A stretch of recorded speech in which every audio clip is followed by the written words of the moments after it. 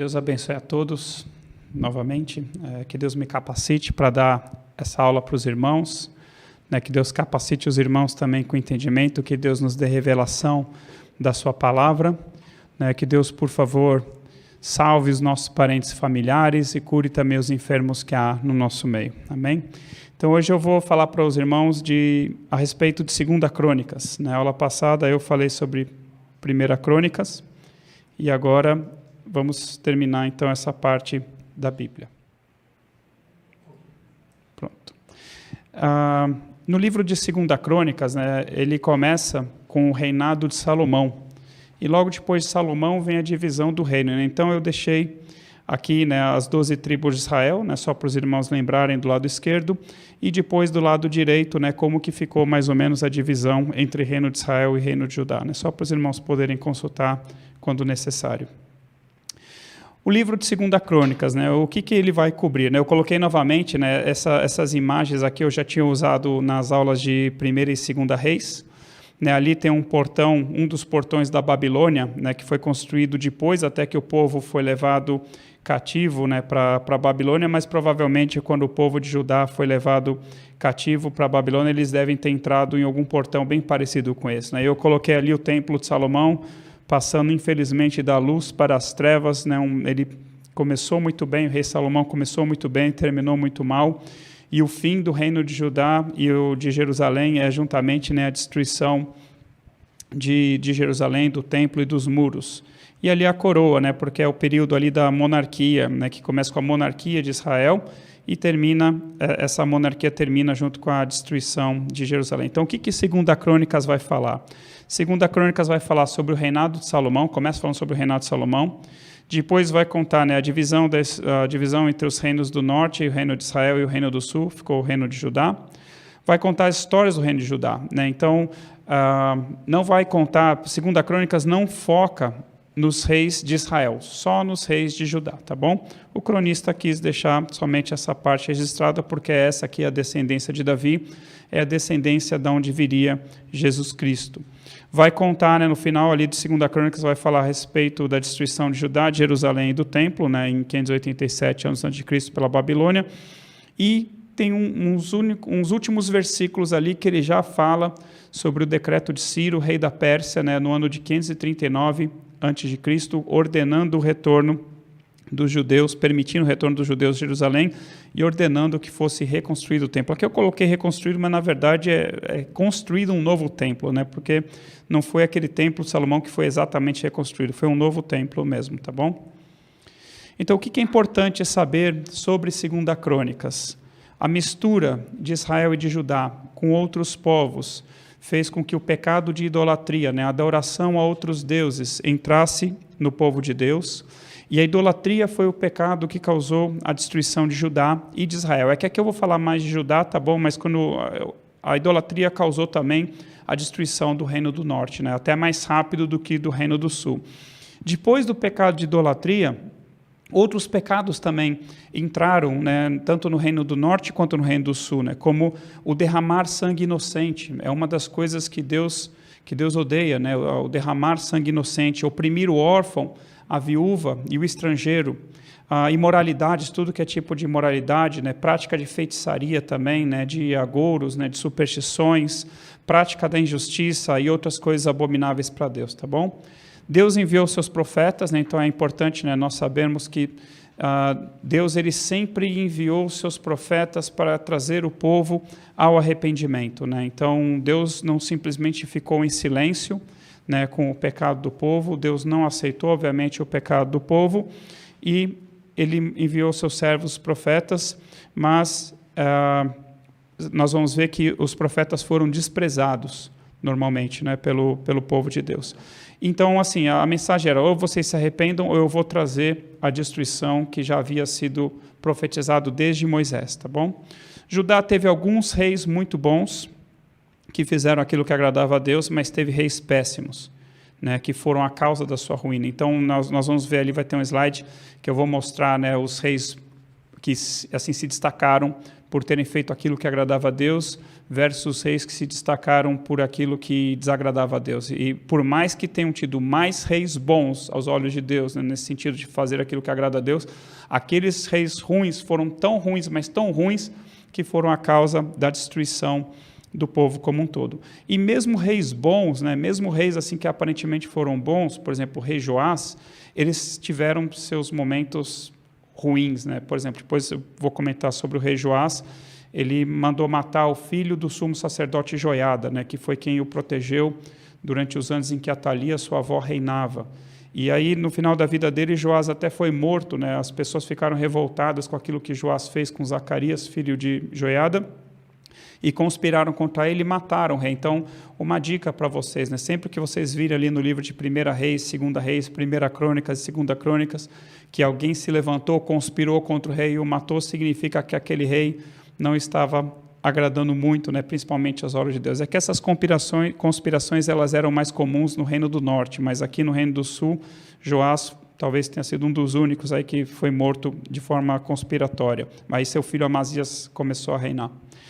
E nós vamos ver isso mais no livro dos profetas, né? Isso vai aparecer mais no livro dos profetas, em que Israel fez pior do que Sodoma e Gomorra, Admá e Zeboim, que foram as cidades que Deus destruiu lá em Gênesis, né? Quando Deus desce lá em Gênesis 18, fala com Abraão junto com 2 anjos, depois Deus destrói Sodoma e Gomorra e as cidades vizinhas, porque o pecado, o clamor daquela cidade chegou até os ouvidos do Senhor, e Deus manda aqueles 2 anjos destruírem aquelas cidades. E lá no livro dos profetas, principalmente no livro de Oséias, no livro de Ezequiel, nós vamos ver que Deus fala assim, olha, Israel fez pior. Israel, aqui no sentido do Reino do Norte, fez pior do que Sodoma e Gomorra. Aí depois vai falar assim, e Judá conseguiu fazer pior do que Israel. E Isaías profetiza, olha, se o Senhor não tivesse nos deixado descendentes, há muito nós teríamos nos tornado como Sodoma e Gomorra. Isso é, Deus poupou, né, uma parte do povo, porque se Deus quisesse, ele poderia ter destruído, né, por causa dessas iniquidades, Deus poderia ter destruído completamente a Judá, completamente Israel, sem deixar descendência alguma. Mas como Deus, né, também tinha um remanescente, né, no meio desse povo, e como Deus também tinha um plano para a nação de Israel, Deus tinha um plano para o povo judeu, e parte desse plano também, obviamente, tem tudo a ver com Jesus Cristo, né, com a linhagem de Jesus Cristo que vem lá de Davi. Então Deus não destruiu por completo, mas Deus deixa registrado muito claro, se vocês fizeram pior do que Sodoma e Gomorra, vocês com os pecados de vocês justificaram, né? Vocês tornaram justas Sodoma e Gomorra. E depois, nos dias de Jesus, né, Jesus fala assim, olha, se em Sodoma e Gomorra se tivesse feito os milagres que no meio de vocês fizeram, elas teriam permanecido até o dia de hoje. Então, nos dias de Jesus também, né, aparentemente, não havia ali um pecado escandaloso nos dias de Jesus Cristo, né, que nem a adoração a Baal, a adoração a poste-ídolo, porém, aquela geração dos dias de Jesus, Jesus fala assim, essa é uma geração adúltera e perversa. E aquela geração rejeitou a Jesus Cristo, o Messias. Jesus falou assim, olha, se eu tivesse feito esses milagres em Sodoma e Gomorra teria permanecido até hoje. Tudo bem? Então, só para dizer que os pecados do povo de Deus aqui foram piores do que essas nações que Deus destruiu por completo. Deus destruiu a Judá, mas antes destruiu Israel, mas permitiu que uma parte do povo sobrevivesse e fosse levado para o cativeiro na Babilônia. E conforme prometido por Deus, então, da mesma forma que Deus havia prometido destruir o povo, se o povo abandonasse o Senhor, se o povo passasse a adorar falsos deuses, da mesma forma Deus prometeu também que um dia teria misericórdia desse povo que seria levado para o cativeiro, e conforme a sua promessa lá desde Moisés, Deuteronômio capítulo 4, Deuteronômio 28, já comentei, não vou voltar nesses pontos, mas conforme essas promessas de misericórdia, Deus trouxe o povo de volta do cativeiro da Babilônia. Então, eu queria ler aqui com os irmãos, 2 Crônicas 36, 15 a 19, né, é um dos versículos finais, 2 Crônicas. Aqui é o resumo, né, do que aconteceu em todo esse período de reis. O Senhor Deus de seus pais, começando de madrugada, isso é, faz tempo que Deus está enviando seus profetas, falou-lhes por intermédio dos seus mensageiros, porque se compadecera do seu povo e da sua própria morada, isso é do templo, né, que Salomão havia construído. Eles, porém, né, o povo, porém, zombava dos mensageiros, desprezavam as palavras de Deus e mofavam, zombavam, né, dos seus profetas, até que subiu a ira do Senhor contra o seu povo e não houve remédio algum. Por isso, o Senhor fez subir contra ele o rei dos caldeus, o qual matou seus jovens à espada na casa do seu santuário e não teve piedade nem dos jovens, nem das donzelas, nem dos velhos, nem dos mais avançados em idade. A todos os deu nas suas mãos. Está falando de quando Deus destruiu Judá e Jerusalém pelas mãos de Nabucodonosor, rei da Babilônia. Nós vamos ver isso depois com mais detalhes no livro de Lamentações, tá? E no final do livro de Jeremias e no livro de Lamentações, também escrito por Jeremias.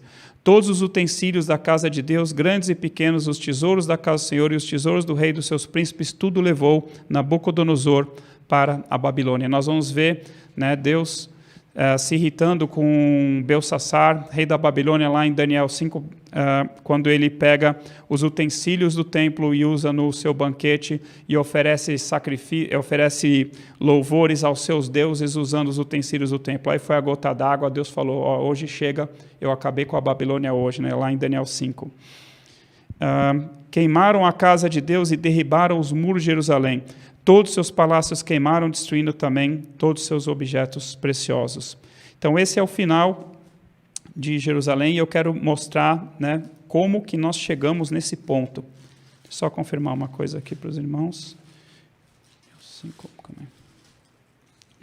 5, isso mesmo, rei Belsassar, tá bom? Lá em Daniel 5 é que nós vamos ver esses utensílios. E esses utensílios, né, quando o rei Ciro assina o decreto lá, ordenando a volta dos judeus para Jerusalém, esses utensílios são trazidos de volta da Babilônia para Jerusalém, e quem traz esses utensílios são os sacerdotes, são os levitas, com ordem de Zorobabel. Depois nós vamos ver também isso no livro de Esdras e no livro de Neemias, tá bom? São livros que nós vamos ver mais para frente. Marcelo, você passa para mim, por favor? Isso, obrigado. Aqui, panorama de 2 Crônicas, né? Então, 2 Crônicas tem 36 capítulos, e isso basicamente é o que nós vemos no livro de 2 Crônicas. Começa falando do reinado de Salomão, né, do capítulo 1 até o capítulo 9. Deixa eu só colocar aqui. Capítulo 1 até o capítulo 9. Aí, no meio, né, desse reinado de Salomão, vai falar da preparação e da construção efetivamente do templo. Aí tem uma parte linda, que é a solenidade, a cerimônia de consagração, a cerimônia de inauguração do templo, a oração que Salomão faz para Deus, que eu já comentei lá no livro de 1 Reis, se eu não me engano, e a resposta de Deus, né, como Deus aparece também para Salomão num sonho. Deus aparece 2 vezes para Salomão em sonho, né, para responder às orações de Salomão de forma linda. Né, aí no capítulo 10, bem interessante, né, no capítulo 9, né, dentro ainda da história de Salomão, vai falar a respeito da sabedoria de Salomão, né, como que a rainha de Sabá fica maravilhada ali com a sabedoria, com a glória de Salomão. Depois eu vou fazer uma comparação, isso vocês vão entender. Aí depois vai contar a história dos reis de Judá, descendentes ali de Salomão, né? Começando com Roboão, que foi seu filho, até Zedequias, que foi o último rei, quando efetivamente Jerusalém foi destruída. Eu coloquei aqui em vermelho, né, os reis que se destacaram por terem sido reis maus. Né? Não, por exemplo, que Acasias não tenha sido um rei mau, é que esses se destacaram mais do que os outros reis maus. Por exemplo, todos aqueles últimos reis, Joacás, Joaquim e Zedequias, todos eles foram maus aos olhos do Senhor. Mas é que Roboão, Abias, Jeorão, Atalia, né, que é uma mulher, na verdade, Acás, Manassés e Amon, eles se destacaram, conseguiram se destacar. Eles foram até piores, né? Por exemplo, o Manassés foi até pior do que o pior dos reis do Reino do Norte, né? Que foi Acabe, por exemplo, ou Jeroboão I. Manassés foi a gota d'água para Deus resolver destruir Jerusalém, né? Eu comentei um pouco sobre isso lá em 2 Reis.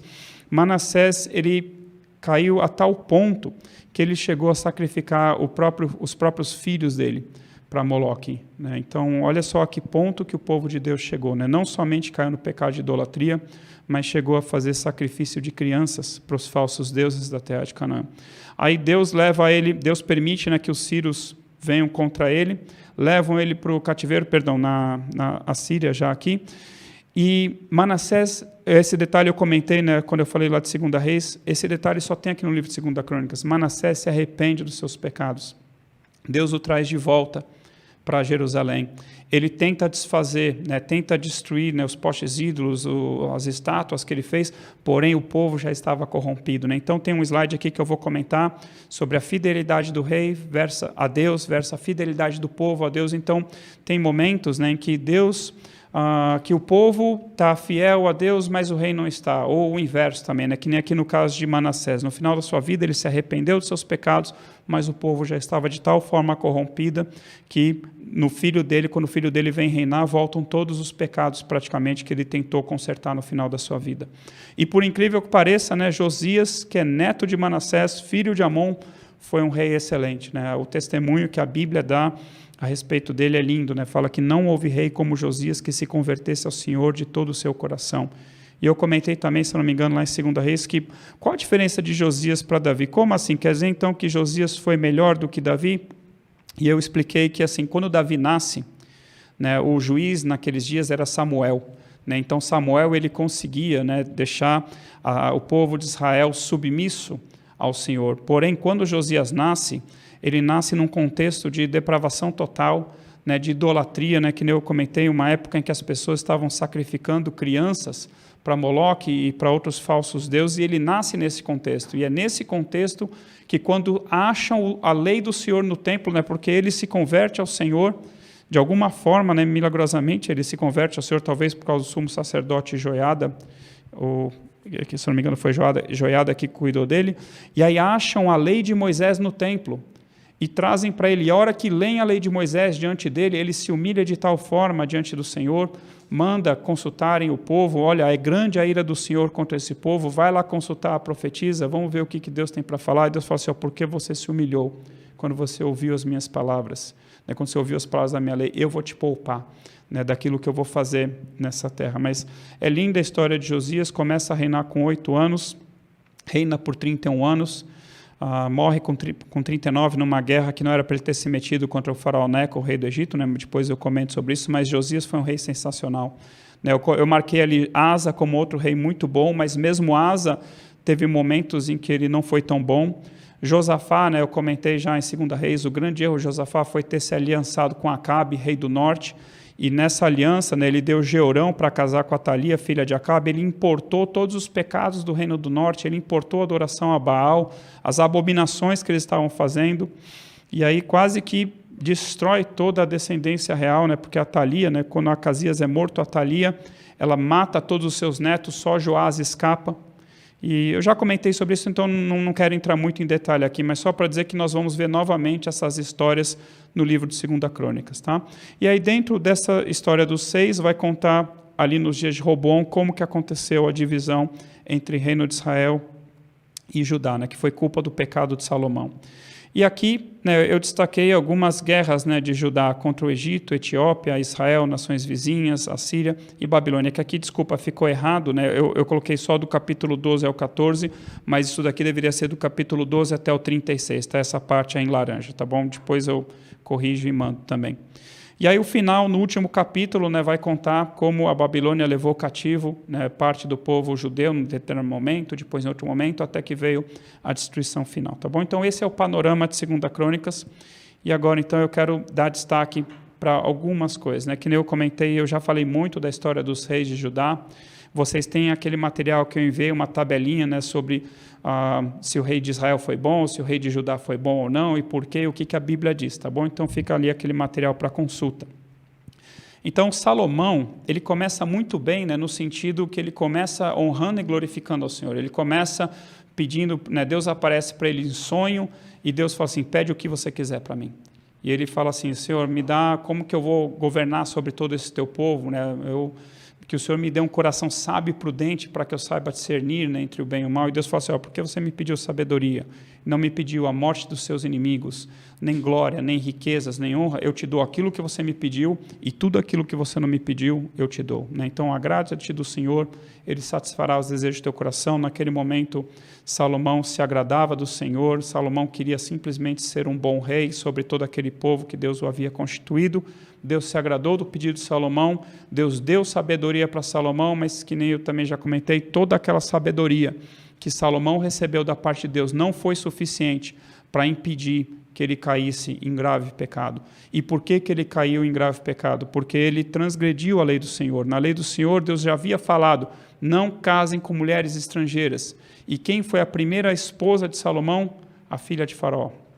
primeira esposa de Salomão, filha do faraó, rei do Egito. Né? Deus falou assim, vocês nunca mais vão voltar para o Egito, não quero que vocês nunca mais vejam os egípcios. E Salomão vai lá e se casa com a filha do faraó. E além da filha do faraó, a Bíblia conta que Salomão teve 700 esposas e 300 concubinas. E em momento algum, né, também a gente comentei isso, em momento algum, Deus repreende Salomão pelo fato dele ter tido tudo isso de esposa, tudo isso de concubina, pelo fato dele ter sido polígamo. Não que Deus apoie a poligamia, pelo contrário. Né? Por esse motivo, deixará o homem, seu pai, sua mãe, se unirá à sua mulher, não às suas mulheres, e se unirá à sua mulher, e serão os dois, não os N, serão os dois uma só carne. Então, desde o começo, Deus queria a monogamia. Salomão, ali no seu direito de rei, né, digamos assim, ele casou com tudo isso de mulheres, só que a maioria dessas mulheres, elas eram estrangeiras. E está escrito o quê? Ora, além da filha de Faraó, amou Salomão muitas mulheres estrangeiras, moabitas, amonitas, edomitas, sidônias e etéias, mulheres das nações de que havia o Senhor dito aos filhos de Israel, não caseis com elas, nem casem elas convosco, pois vos perverteriam o coração para seguir os seus deuses. E o que aconteceu? Sendo já velho, suas mulheres lhe perverteram o coração para seguir outros deuses, e o seu coração não era mais de todo fiel para com o Senhor seu Deus, como fora o coração de Davi seu pai. Salomão seguiu Astarote, a Milcom, e fez templos para esses deuses e para outros deuses, e sacrificou esses deuses. Aí, o que Deus fala para ele ali naquela outra parte amarela? Visto que assim procedeste, e não guardaste a minha aliança, nem os meus estatutos que te mandei, tirarei de ti este reino e o darei a teu servo. Contudo, não o farei nos teus dias, por amor de Davi teu pai. Da mão de teu filho, Roboão, o tirarei. Todavia não tirarei o reino todo, darei uma tribo a teu filho, por amor de Davi meu servo, e por amor de Jerusalém que escolhi. Então, por causa desse pecado de Salomão, de ter abandonado os caminhos do Senhor, porque o seu coração se perverteu, né, por causa de suas mulheres estrangeiras, por ter construído templos para os deuses das mulheres estrangeiras, por ter sacrificado esses deuses, Deus falou assim, olha, eu só não te mato porque você é filho de Davi. Eu só não te mato porque eu tenho uma aliança com teu pai. E eu só não tiro completamente o reino da descendência de Judá por amor a Davi, né, também por causa da minha aliança. E eu vou rasgar o reino, vou dividir ele em dois, mas só não vou fazer nos teus dias também por amor a Davi novamente. Então, muito importante a questão assim, por amor a Davi. Nós vamos ver lá em Gênesis, assim, por amor a José, Deus abençoou a casa de Potifar. Por amor a José, Deus abençoou e prosperou até a prisão. Então, por amor a alguém, Deus abençoou as pessoas ao seu redor. Então, por amor a Davi, por amor a Jerusalém. Então, seja você né, que Deus ama muito, e por amor a você, que Deus abençoe as pessoas ao teu redor, Deus proteja a tua descendência, Deus proteja as pessoas ao teu redor. Mas é por isso que Deus divide o reino de Israel. Eu comentei já também assim, que Deus é o causador da história. Então, assim, não é porque simplesmente aconteceu ali uma disputa entre Jeroboão e Roboão e o reino se dividiu em dois. Não, Deus permitiu que isso acontecesse. Por quê? Porque Salomão não foi fiel a Deus.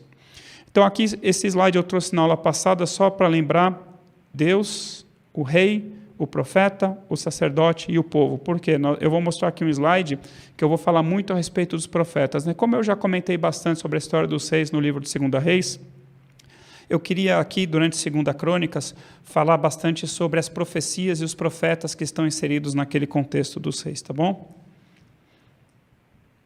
Então, os reis de Judá, profetas e profecias. Então, aqui eu fiz uma linha do tempo, né? Eu tentei fazer mais ou menos proporcional, a partir de Roboão, né, filho de Salomão, até Zedequias, o último rei. Quando Roboão começa a reinar, é mais ou menos por volta de 931 anos antes de Cristo, né, só para você se situar. E quando Jerusalém é destruída, ela é destruída por volta de 587, 586 anos antes de Cristo. E que nem eu comentei, né, se você olhar essa linha do tempo, né, eu marquei em verde aqueles reis que se destacaram por terem sido reis bons aos olhos do Senhor. Porém, né, que nem eu comentei, né, aqui Joás, ele foi um rei bom, só que ele fez algo abominável, né? Matou Zacarias, filho do sumo sacerdote Joiada. Desculpa, o sumo sacerdote dos dias de Josias foi Ilquias, tá? Eu tinha confundido. Aqui Joás é Joiada e de Josias é Ilquias.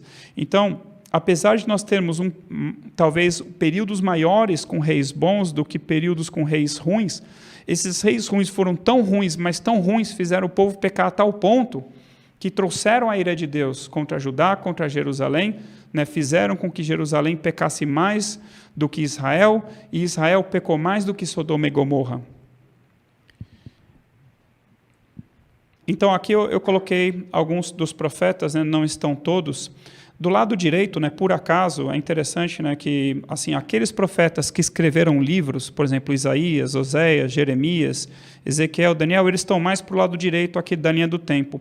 Enquanto esses profetas aqui que estão só com a bolinha, são profetas que aparecem durante o livro de 2 Crônicas, mas não tem um livro deles, né? Por exemplo, Elias e Eliseu não tem um livro deles, mas são importantíssimos, né, tanto para a história de Israel quanto para a história de Judá. Então, por exemplo, Isaías, né, um profeta bastante conhecido, ele profetizou nos dias dos reis Uzias, Jotão, Acás e Ezequias. Oséias é contemporâneo de Isaías. Miqueias profetiza nos dias de Jotão, Acás e Ezequias. Né? Amós profetiza nos dias de Uzias. Jonas, aquele Jonas, né, que foi para Nínive pregar, ele é dos dias de Uzias também. Jeremias, ele prega do 13º ano do rei Josias até 5 meses depois da destruição de Jerusalém. Então, nós vemos, por exemplo, aqui a gente consegue ver que Jeremias, Ezequiel e Daniel, eles são mais ou menos contemporâneos, né? Sendo que Jeremias é mais velho, Ezequiel é mais velho do que Daniel, só que Daniel começa a história dele lá no livro de Daniel antes. Né? Então, nós vamos ver em detalhes esses profetas quando nós formos estudar os seus livros, mas eu queria mostrar para os irmãos onde que esses profetas estão inseridos, né, no período aí dos 6, né, eu só coloquei aqui os reis de Judá, né, porque, que nem eu comentei, 2 Crônicas praticamente só vai tratar dos reis de Judá. Óbvio, né, que nós temos o reino do norte acontecendo em paralelo até o ano de 722 a.C. Né, então, por exemplo, o profeta Aías, ele chega para Jeroboão, que era servo de Salomão, e fala assim, olha, como Deus rasgou o reino de Salomão, Deus está entregando 10 tribos nas tuas mãos. E as outras 2 tribos, ele já avisa Jeroboão, as outras 2 tribos vai ficar com Roboão, que é filho de Salomão. E acontece essa divisão. E é interessante, né, que assim, muitos talvez já conheçam aquela história que Roboão vai consultar os anciãos sobre as demandas do povo, mas aí ele depois vai consultar os seus amigos, e ele fica com a opinião dos amigos em vez de ficar com a opinião daqueles que eram mais sábios. Só que isso veio de Deus, né? Porque Deus já havia anunciado que ele iria dividir o reino em 2. E é interessante, né, que quando as 10 tribos seguem a Jeroboão, falam assim, vamos embora, né? Não tem parte para nós aí na descendência de Davi, vamos fazer a Jeroboão como nosso rei. Roboão, ele junta o exército de Judá e o exército de Benjamim para pelejar contra as outras 10 tribos. Aí Deus levanta o profeta Semaías e fala assim, o negócio é o seguinte, Roboão, vocês não vão pelejar nada contra as outras 10 tribos, porque foi Deus quem permitiu que isso acontecesse por causa do pecado de Salomão. E o mais sensacional não é simplesmente Semaías ter se levantado e falado isso, o mais sensacional é que as pessoas acreditam nele. Então, uma pessoa se levanta e falava assim, assim diz o Senhor, vocês não devem pelejar contra as 10 tribos, porque fui eu, o Senhor, que causei essa divisão por causa do pecado de Salomão. Aí todo mundo fala assim, já que foi o Senhor, então não vamos pelejar mesmo. Eles creram na palavra de Semaías, né? Então eu fico pensando a reputação que Semaías devia ter, né? Devia ser um homem respeitado ali pelo povo, talvez já fosse um profeta conhecido. Mas muito interessante isso, né? Que as pessoas elas criam na palavra dos profetas, né? E a Bíblia fala assim, creiam nos seus profetas, nos profetas do Senhor, e vocês estarão seguros. Aí, mais para frente, né, nós vemos o profeta Azarias animando a Asa, né, numa guerra ali que ele ia ter.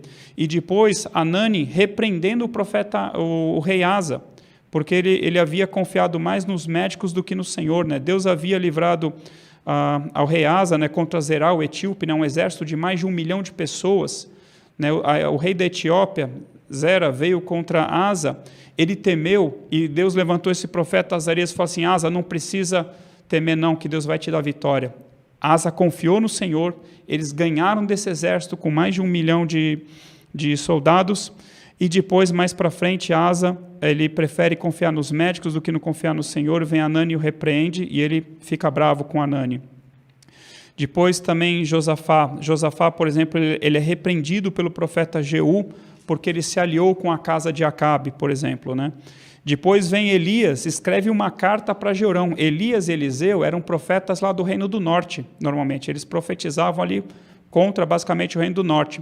Mas Jeorão, né, por ele ter se aliado, né, com a casa de Acabe também, Elias manda uma cartinha para ele, falando assim, Deus vai te matar. né, porque você andou, em vez de você andar nos caminhos de Josafá, teu pai, você está andando nos caminhos dos reis de Israel, e por isso Deus vai te destruir. Então nós temos aqui vários profetas importantes, né, chamando o povo ao arrependimento, ou animando o povo, falando, olha, confiem no Senhor e Deus vai dar a vitória para vocês, que não escreveram livros, mas estão inseridos nesse contexto, né, dos reis de Israel e dos reis de Judá. Eu vou mostrar para vocês agora, né, o que Isaías profetizou. Eu já comento sobre isso aqui, tá bom?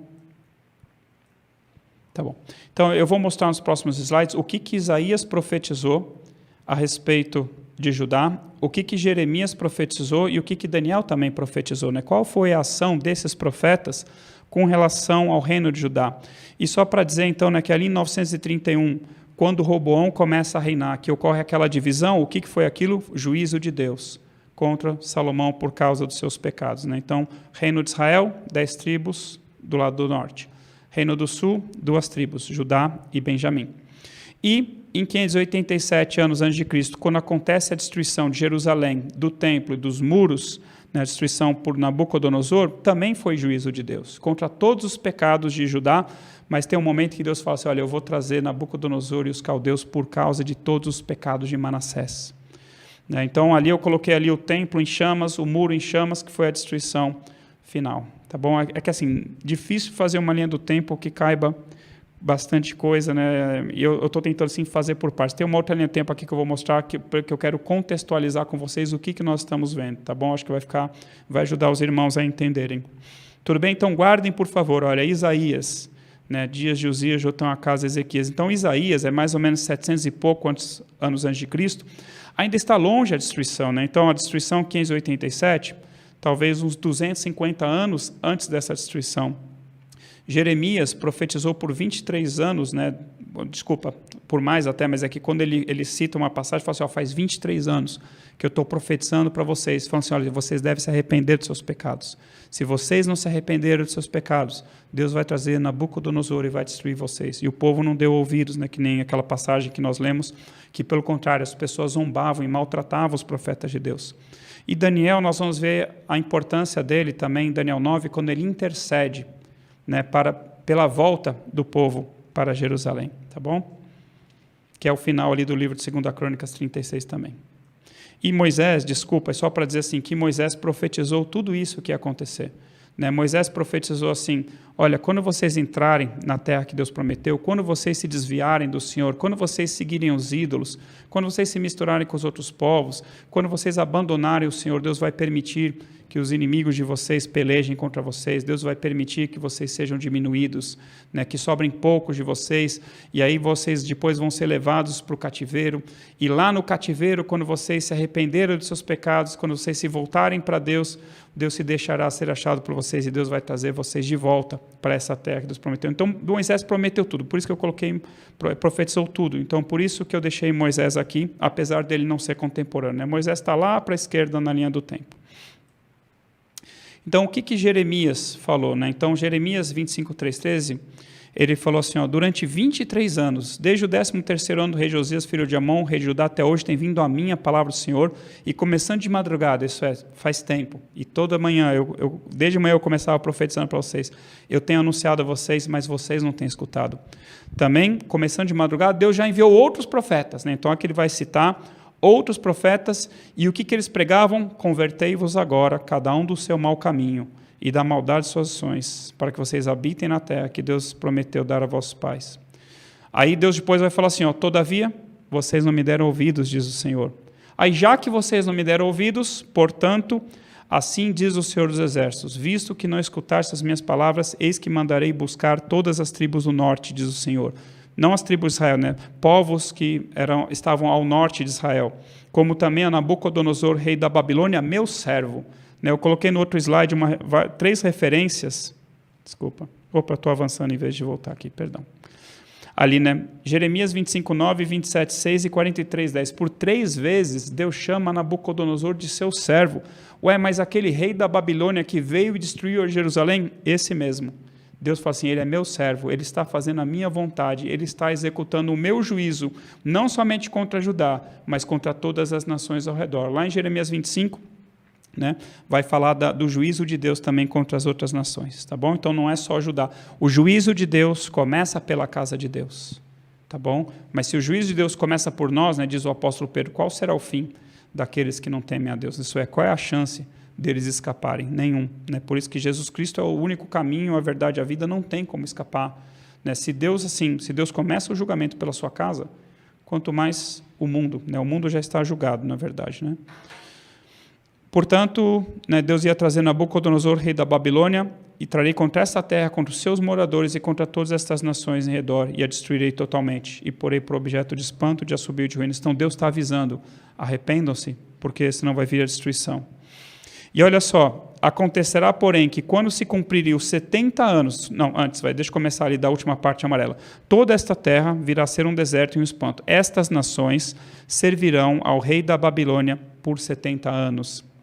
Acontecerá, porém, que quando se cumprirem os 70 anos, castigarei a iniquidade do rei da Babilônia e a desta nação, diz o Senhor, como também a da terra dos caldeus. Farei deles ruínas perpétuas. Farei que se cumpram sobre aquela terra todas as minhas ameaças que proferi contra ela. Então aqui, voltando, muito antes da destruição de Jerusalém, Deus já está falando assim, se arrependam, senão eu vou trazer Nabucodonosor, ele vai destruir esse lugar.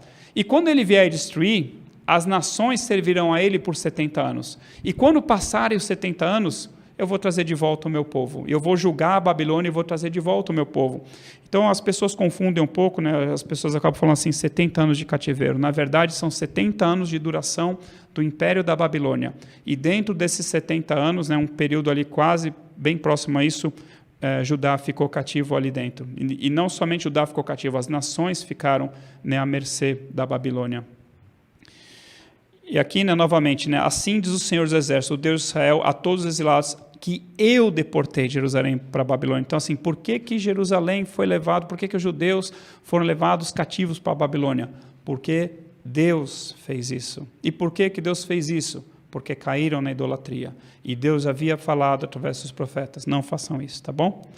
Assim diz o Senhor, logo que se cumprirem para a Babilônia 70 anos, então, mais uma vez, profeta Jeremias, Deus falando através do profeta Jeremias, a Babilônia vai durar 70 anos. E assim que eu acabar com a Babilônia, eu trago vocês de volta. Então, e lá na Babilônia, lá no exílio, então vocês me invocarão, passarão a orar a mim, e eu ouvirei a vocês. Vocês me buscarão e me acharão quando vocês me buscarem de todo o coração de vocês. E eu serei achado de vocês, o Senhor, e farei mudar a sorte de vocês. Eu ajuntarei vocês de todas as nações e de todos os lugares para onde eu os lancei, diz o Senhor, e tornarei a trazer-vos ao lugar onde vos mandei para o exílio. Então, Deus já havia profetizado tudo o que iria acontecer. Vocês vão entrar na terra prometida, vocês vão se desviar de mim, vocês vão servir os ídolos, eu vou mirar contra vocês, eu vou trazer os inimigos de vocês, que vão oprimir vocês, vocês serão destruídos, vão sobrar poucos, eu vou levar vocês para o cativeiro, lá vocês vão se humilhar de verdade, lá vocês vão me buscar, e quando vocês me buscarem, me acharem, e completar o tempo da Babilônia, eu trago vocês de volta. Eu quero mostrar isso para os irmãos, para que vocês entendam quem é o Deus que nós estamos servindo. Ele é o Deus que conhece o passado, conhece o presente, conhece o futuro. Ele sabe tudo o que vai acontecer, ainda que nós tenhamos no nosso livre-arbítrio, ele sabe as coisas que vão acontecer, ele sabe as escolhas que as pessoas vão fazer. Mas da mesma forma que ele está aqui anunciando o juízo, ele já está anunciando a sua misericórdia. Tá bom? Então assim, vocês vão pecar contra mim, vocês não vão se arrepender, vocês vão ser destruídos. Eu vou deixar sobrar poucos de vocês. Vou levar para o exílio, vou trazer de volta e vou continuar com o meu plano. Aí Daniel, né, então Daniel ele foi levado para o cativeiro, numa das primeiras levas de cativos, e quando a Babilônia é conquistada por Dario, né, Dario e Ciro ali estão ligados, né, no primeiro ano de Dario, filho de Assuero da linhagem dos Medos, o qual foi constituído rei sobre o reino dos caldeus, no primeiro ano do seu reinado, eu, Daniel, entendi pelos livros que o número de anos que falara o Senhor ao profeta Jeremias, que haviam de durar as assolações de Jerusalém, era de 70 anos. Eu voltei o rosto ao Senhor Deus para o buscar com oração e súplica, com jejum, pano de saco e cinza. Então, olha só que lindo. Deus havia falado para o povo, quando vocês se humilharem lá no exílio, quando vocês me buscarem de todo o vosso coração, então eu ouvirei a vocês. E quem que nós vemos efetivamente fazendo isso? Daniel, no capítulo 9. Ele está lendo o livro do profeta Jeremias e ele entende, Senhor, o Senhor disse que a Babilônia duraria 70 anos, e aqui já acabou a Babilônia, né? Aqui ele já está no reinado de Dario, e que quando acabasse, né, a Babilônia, o império da Babilônia, o Senhor traria de volta o seu povo, e Daniel começa a interceder por isso. Né? Daniel começa a interceder junto a Deus, e Deus ouviu a sua oração. Lá no final fala assim, ó, falava eu ainda, e orava, e confessava o meu pecado, e o pecado do meu povo de Israel, e lançava a minha súplica perante a face do Senhor, meu Deus, pelo monte santo do meu Deus. Então, Daniel se humilhou. Ele era o homem mais santo da nação naquele momento, mas ele se humilha diante do Senhor.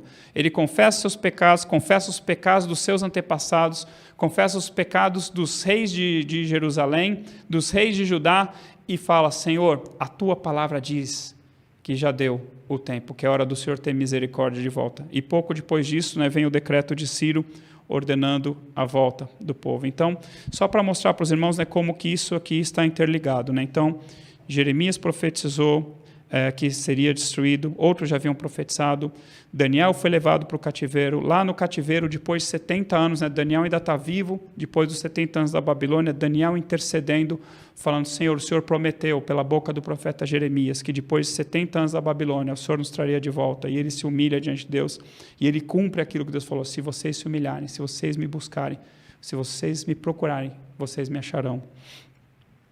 Óbvio, né, que Daniel é um homem muito amado, né? Nós vemos isso tudo no livro de Daniel.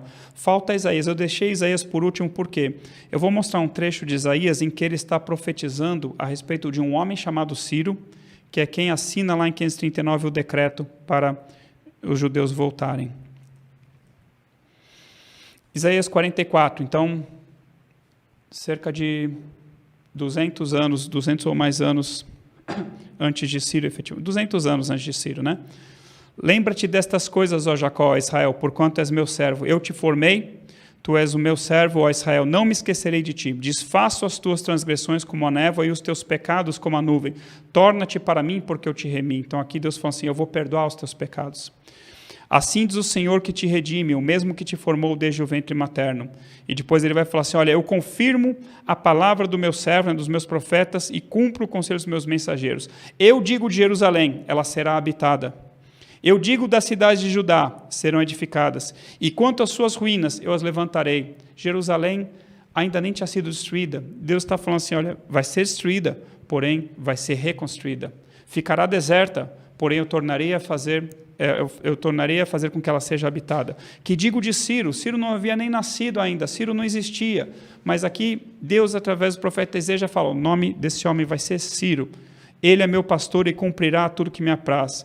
E o que digo também de Jerusalém, será edificada, e do templo será fundado. Eu fico imaginando quando Ciro assumiu o reino da Pérsia, alguém deve ter mostrado para ele o livro do profeta Isaías, e falou assim, olha aqui, Ciro, o que Deus falou a teu respeito. Assim diz o Senhor ao seu ungido, a Ciro, a quem tomo pela mão direita para abater as nações ante a sua face. Aí mais para frente, por amor do meu servo de Jacó e de Israel, meu escolhido, eu te chamei pelo teu nome, isso é Ciro, eu te levantei, não exatamente por amor a você, mas porque eu amo a Jacó, porque eu amo a Israel, e te pus o sobrenome, ainda que você, Ciro, não me conhece, eu sou o Senhor e não há outro, e além de mim não há Deus, eu te cingirei, ainda que você não me conhece. E para que Deus levantaria a Ciro? O Senhor amou a Ciro e executará a sua vontade contra a Babilônia, e o seu braço será contra os caldeus. Saí da Babilônia, meu povo, fugi dentre os caldeus e anunciais com voz de júbilo, proclamai-o e levai até o fim da terra, dizei, o Senhor remiu a seu servo Jacó. Então, voltando aqui. Nós estamos num declínio espiritual do Reino do Sul. Deus está chamando os seus profetas e usando os seus profetas para avisar as coisas que iriam acontecer. Mas Deus usou os seus profetas tanto para profetizar, olha, se arrependam, senão virá destruição, mas também para profetizar assim, ainda que vocês sejam destruídos, eu vou usar de misericórdia com vocês. Eu vou trazer vocês de volta do cativeiro. Eu vou reedificar Jerusalém. Eu vou reedificar a cidade de Judá. Eu vou erguer novamente os muros de Jerusalém. Eu vou construir novamente o templo. Então, Deus já anunciou tudo isso, tá bom? Então, entenda que quando nós lemos a Bíblia, Deus deixou um monte de profecias que já se cumpriram, e aquelas profecias que já se cumpriram nos mostram que aquilo que ainda falta se cumprir, com certeza se cumprirá. O retorno de Jesus Cristo, a vinda do anticristo, a manifestação do anticristo, a ressurreição dos mortos, o arrebatamento, tudo aquilo que está profetizado, na Bíblia que ainda não aconteceu, você pode ter certeza que vai acontecer. Porque o mesmo Deus que prometeu essas coisas é o mesmo Deus que prometeu tudo isso no Antigo Testamento e tudo isso se cumpriu. Tá bom? Estou avançando aqui. Então, aqui, a decadência de Judá. Né? Que nem eu falei, apesar de nós termos tido mais reis bons do que reis maus, os reis maus foram tão ruins que foram suficientes para afundar de vez com Judá. E que nem eu comentei, né, tem momentos em que o rei estava fiel a Deus, mas o povo não.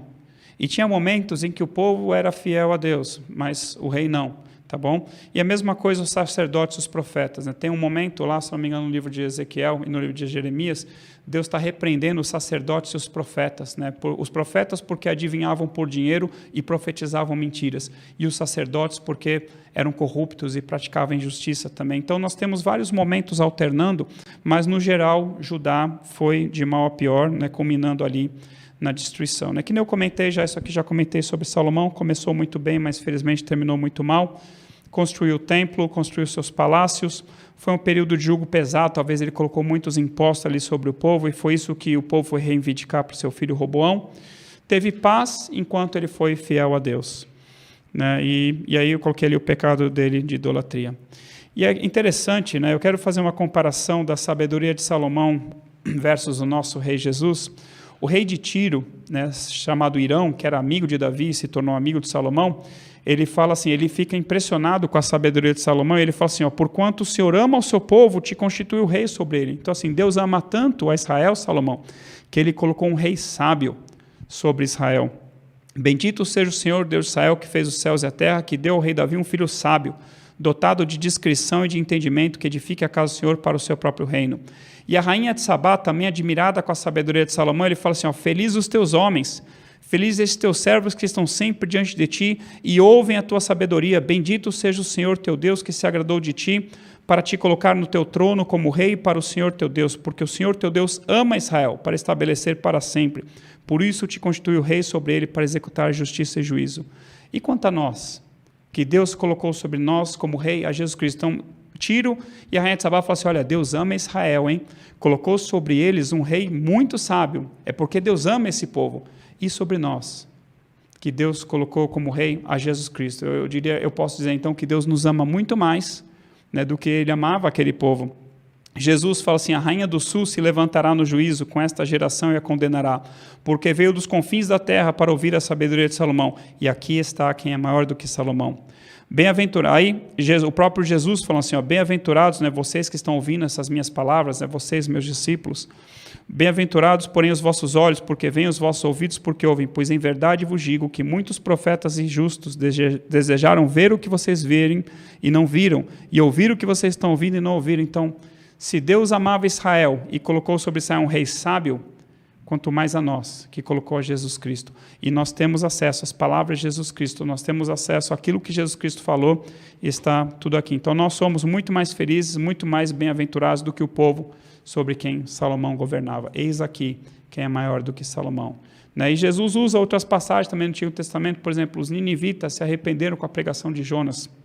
E Jesus fala, eis aqui aquele que é maior do que Jonas. Isso é, os ninivitas se arrependeram com a pregação de Jonas, vocês não se arrependeram com a minha pregação. Então tem coisas no Antigo Testamento que estão registradas só para Jesus chegar lá e falar assim, aqui está quem é maior do que Salomão, aqui está quem é maior do que Jonas, eu sou maior do que Abraão, e assim, né, temos outros exemplos. Só para dizer aqui que Salomão construiu o templo, aqui lembrando os irmãos, né, que tem ali uma maquete em 3D do templo de Salomão na internet, eu falei assim, olha, por favor, desconsidere os querubins com cara de esfinge, eu acho que o autor aí não foi feliz. Aqui uma lista das nações que Deus trouxe contra Judá, para guerrear contra Judá e contra qual rei. Normalmente isso aqui foram juízos de Deus contra os pecados de Judá, algumas exceções, né? Por exemplo, quando Deus traz Moabe, quer dizer, quando Deus permite que Moabe, Amon e os meunitas venham contra Josafá, não era juízo ali, mas era Deus ali para ser glorificado, naquele momento, né, que Josafá vira e fala assim para Deus, Deus, não sabemos o que fazer, mas nossos olhos estão fitos em Ti. E Deus fala, Deus através de Jaziel, Deus manda o Espírito Santo pôs sobre Jaziel, e Jaziel fala em nome do Senhor, olha Josafá, nessa batalha você não terá que pelejar, porque essa batalha é do Senhor. Simplesmente confie no Senhor e veja o livramento que Ele vos dará. E tem outros momentos aqui também que simplesmente Deus permitiu, que não foi exatamente um juízo, tá? Mas Deus deu vitória, tá bom? Mas muitas outras situações aqui, por exemplo, quando o Egito vem contra Roboão, foi por causa dos pecados de Roboão. Eu deixei ali a passagem depois para vocês verem. Quando a Síria vem contra Joás, é por causa dos pecados de Joás, tá bom? Quando a Assíria vem contra Ezequias, não é por causa dos pecados, está escrito assim, ó, depois de toda a fidelidade de Ezequias, depois que Ezequias restaurou o templo, depois que Ezequias mandou que a palavra de Deus fosse ensinada em todo o Judá, depois de toda essa fidelidade, Deus permitiu que Senaqueribe viesse, né, a Síria viesse contra Jerusalém, e Deus fala assim, eu vou defender essa cidade, por amor do meu nome, por amor de Davi, meu servo, e por amor de Jerusalém. E a Síria, né, que havia destruído o reino do norte, ela sequer vai lançar uma só flecha contra essa cidade, né? E Deus naquela noite manda o seu anjo, o anjo mata 185 mil pessoas do arraial da Síria e eles fogem com medo. Então, assim, teve algumas guerras, foram juízo que Deus permitiu que as nações viessem e oprimissem. Algumas outras, eu creio que Deus permitiu para que ele fosse engrandecido de qualquer forma, tá bom? Aqui uma passagem falando da destruição de Jerusalém e do templo, que novamente, que eu comentei, foi questão do juízo. E aqui o decreto de Ciro, né? O livro de 2 Crônicas, ele termina falando da ordem de Ciro, rei da Pérsia, para que o povo de Judá, né, os judeus, voltassem para Jerusalém e reconstruíssem seu templo. Então, os que escaparam da espada, a esses, né, Nabucodonosor levou para a Babilônia, onde se tornaram seus servos e de seus filhos até o tempo do reino da Pérsia, para que se cumprisse a palavra do Senhor por boca de Jeremias, até que a terra se agradasse dos seus sábados. Todos os dias da desolação repousou, até que os 70 anos se cumpriram. E aqui tem uma passagem que tem também no livro de Esdras. Porém, no primeiro ano do rei Ciro, rei da Pérsia, para que se cumprisse a palavra do Senhor por boca de Jeremias, despertou o Senhor o espírito de Ciro, rei da Pérsia, o qual fez passar pregão por todo o seu reino, como também por escrito, dizendo, assim diz Ciro, rei da Pérsia, o Senhor, Deus dos céus, me deu todos os reinos da terra e me encarregou de lhe edificar uma casa em Jerusalém, que está em Judá. Olha que coisa linda. Então, Ciro, aquele que foi profetizado por Isaías, ele escreve um decreto, fala assim, o Deus dos céus, né? Então, assim, o Deus de Israel, ele me encarregou, né, de construir para ele uma casa em Jerusalém, como foi destruída, tá bom? Tem um slide aqui que está faltando, eu estou achando que ele está em oculto. Rapidinho, eu só... Põe, por favor, no modo de visualização, Marcelo, que era justamente o slide em que eu mostrava o contexto histórico, né, de forma maior para os irmãos entenderem. Eu estou achando que eu deixei ele oculto. Está lá no começo, por favor, Marcelo. É o último slide. Na verdade, eu já era para ter comentado sobre ele, eu achei estranho que ele não apareceu. Talvez ele esteja em oculto. É o slide 8, ele está oculto, por favor. Slide 8, esse. Era justamente, pode colocar ali na apresentação, ali, por favor. Perdão, irmãos, por algum motivo, sei lá, ele acabou ficando em oculto. É só você dar um Shift F5. Isso. Esse slide era para ter mostrado no começo, estava em oculto, perdão, foi falha minha. Então, para os irmãos entenderem esse contexto, né? Nós temos lá o período de juízes, aí nós temos o início do período da monarquia, né, que ele começa com Saul. Saul reina por 40 anos, depois Davi reina por 40 anos, depois seu filho Salomão reina por 40 anos. Então, esse trechinho em azul é o trecho da monarquia em que Israel era uma coisa só, né, as 12 tribos juntas. Por causa do pecado de Salomão, ocorre a separação, né, entre reino do norte, chamado de Israel, e reino do sul, chamado Judá. O reino do norte, ele existiu de 931 até 722, né, por causa do seu pecado. Eles caíram muito rápido no pecado, e isso trouxe muito rápido a destruição para eles. Foram destruídos ali em 722 anos antes de Cristo pela Síria. O reino do sul, né, que nem eu comentei, nós tivemos vários reis bons, então isso fez com que o reino do sul durasse mais. Porém, aqueles reis maus também causaram a destruição, né? Essa destruição veio em 587 anos antes de Cristo, né, pela Babilônia. E antes mesmo que Judá fosse destruído, né, Nabucodonosor vem contra Jerusalém e os reis, os últimos reis, ficam submissos a ele. E ele já leva alguns cativos, tá? Por isso que eu coloquei ali aquele trecho, mostrando o cativeiro na Babilônia, né? Então, o cativeiro na Babilônia, para os judeus, ele começa antes mesmo de Jerusalém ser destruída, porque os reis se entregaram, se renderam, né? Ficaram submissos até o momento que eles começaram a conspirar contra o rei Nabucodonosor, né? Zedequias, ele começa a conspirar junto com o Egito. Ele quer se aliançar com o Egito para que o Egito venha e o ajude contra a Babilônia. E é quando Nabucodonosor descobre isso que ele vem e destrói Jerusalém. Aí o povo fica ali no cativeiro, né, por cerca de 70 anos, né, dentro daquele período de existência da Babilônia, até que no ano de 539, Ciro, rei da Pérsia, que foi profetizado por Isaías, assina aquele decreto falando assim, ó, quem é do povo do Senhor, que volte para Jerusalém e edifique para ele uma casa. Nós vamos ver isso no livro de Esdras, tá bom? O templo, ele termina de ser construído em 516, né, e Judá volta a existir, então, de 539 para frente, Judá volta a existir ali no reino de Israel, tá bom? Então, eu queria ter mostrado, desculpa, irmãos, eu queria ter mostrado essa linha do tempo antes, né, de ter falado algumas coisas, para ter contextualizado melhor a vocês, tá bom? Mas é isso, o material está disponível para vocês. Se tiverem dúvidas, né, pode mandar para a secretaria me encaminha, ou quem tiver meu WhatsApp ou mesmo meu e-mail, pode mandar direto, tá bom? Então, que Deus abençoe a todos. Eu sei que é bastante informação, mas eu já tinha comentado, né, sobre os reis, lá quando eu falei de primeira e segunda reis, e vocês têm aquele material, aquela tabelinha comparativa, tá bom?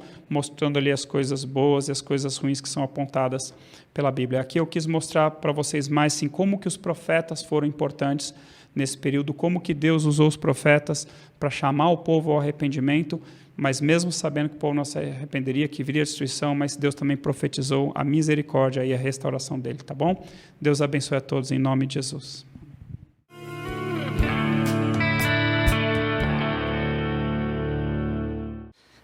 Graça e paz.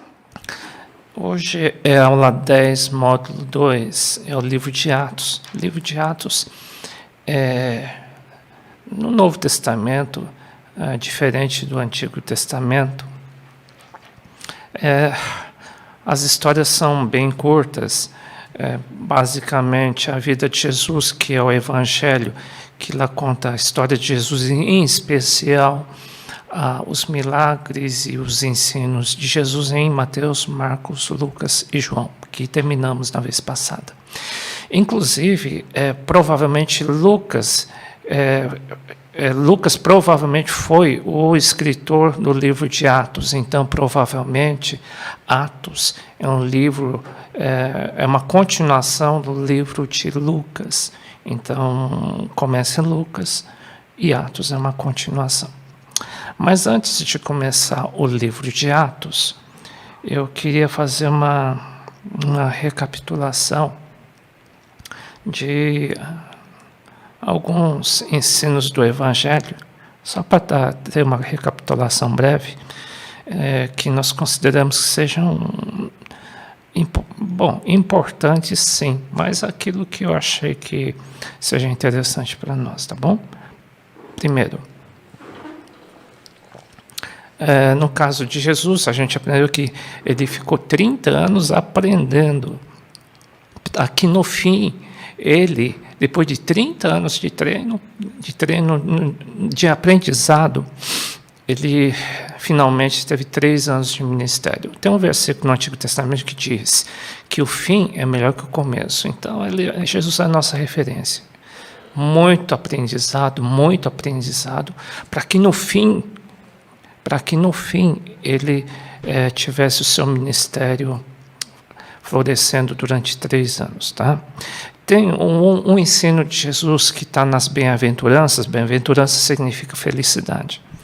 O caminho da felicidade eterna, da salvação eterna, diz em Mateus que é estreita, não é fácil. E são poucos os que vencem o que chegam até o fim, né? Nós cremos que nós somos a igreja, que somos poucos, mas cremos que nós vamos chegar lá, tá bom? Terceiro, Jesus tinha os seus inimigos, ele tinha inimizade com algumas pessoas, em especial os fariseus e os saduceus, tá? Inclusive, ele recomendou: não queira aprender com os fariseus. Por quê? Porque a gente pode se tornar um fariseu se a gente ouve um fariseu. O que é fariseu?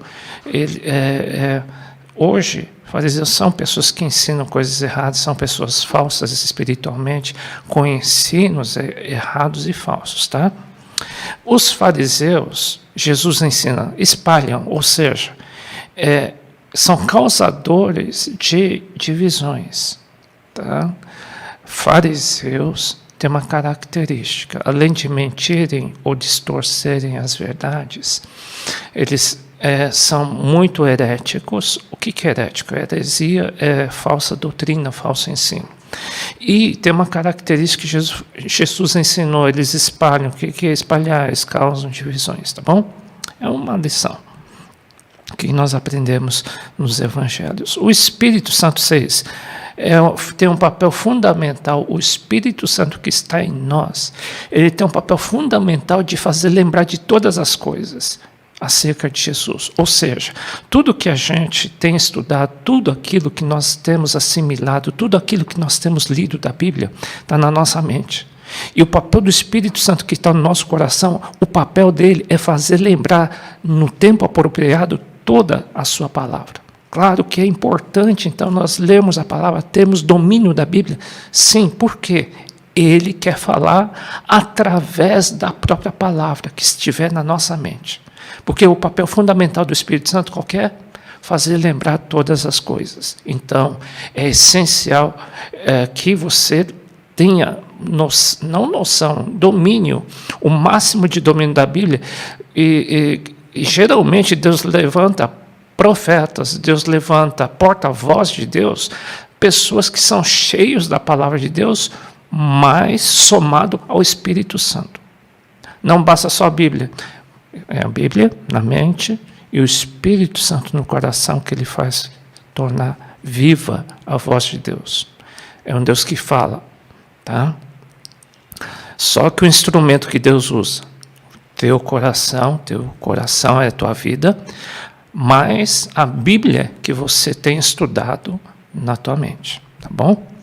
7. A Bíblia, ou seja, chamado Novo Testamento, porque alguém morreu, Jesus morreu e ele deixou um testamento. Tá? Testamento significa um livro de promessas. Não foi escrito para teólogos, para estudiosos. Foi escrito para quem? Os filhos de Deus, que vão usufruir do testamento de Jesus. Ele morreu pelos filhos do Senhor. Tá? Outra. O novo nascimento é chamado regeneração, é a experiência que a pessoa tem com o Espírito Santo. É o dia que o Espírito Santo entra no seu coração. Qual foi o primeiro dia que o Espírito Santo entrou no homem? A primeira pessoa foi Jesus Cristo, né, que ele estava no inferno, o Espírito Santo entrou lá na turma toda que estava lá no inferno, boa parte quer dizer, e Jesus levou ao paraíso. E aqui na terra, quando ele ficou 40 dias aqui na terra, a primeira experiência do novo nascimento, ou seja, o Espírito Santo entrou no coração das pessoas, como? Jesus assoprou o Espírito Santo nos seus discípulos e o Espírito Santo entrou pela primeira vez na terra nos homens. E quando o Espírito Santo entra nos homens, significa, eles são feitos filhos de Deus, tá bom? Isso significa o novo nascimento. 9. O conceito importante, tá? É importante para nós, especialmente nos dias atuais, ter conceitos corretos da graça. A graça, de acordo com o Evangelho de João, ela não é muito citada no Evangelho, ela é citada em João. De acordo com João, graça significa estar debaixo dos ensinos de Jesus. Por enquanto a gente aprendeu, Mateus, Marcos, Lucas, João. Graça, que é uma palavra tão usada hoje nas pregações e nos estudos, é essencial você ter um entendimento. Qual o entendimento? Primeiro, existe um entendimento de Paulo também que complementa, mas hoje nós vamos entender sobre João. João diz, graça é o ensino de estar debaixo dos ensinos de Jesus, tá bom? E por fim, Jesus disse que nós iríamos continuar fazendo aquilo que ele fez aqui na terra. O quê? Pregar como ele pregou e fazer milagres como ele fez. Duas coisas. Qual? A pregação da sua palavra e, segundo, a manifestação do poder através dos dons. Tá bom? É uma recapitulação rápida. Tá bom? Vamos entrar no livro de Atos. Nós vamos separar em duas partes. Primeira parte, segunda parte eu dou na próxima aula, porque é muita informação. Atos é chamado de Atos de Jesus Cristo. Mas Jesus Cristo não está mais aqui na terra, sim, mas ele enviou o Espírito Santo, que é a mesma coisa. É como Jesus Cristo estivesse aqui na terra. Mas quem que vai? Mas Jesus está no céu, sim, mas o Espírito Santo está aqui na terra, e ele vai usar a igreja para manifestar o quê?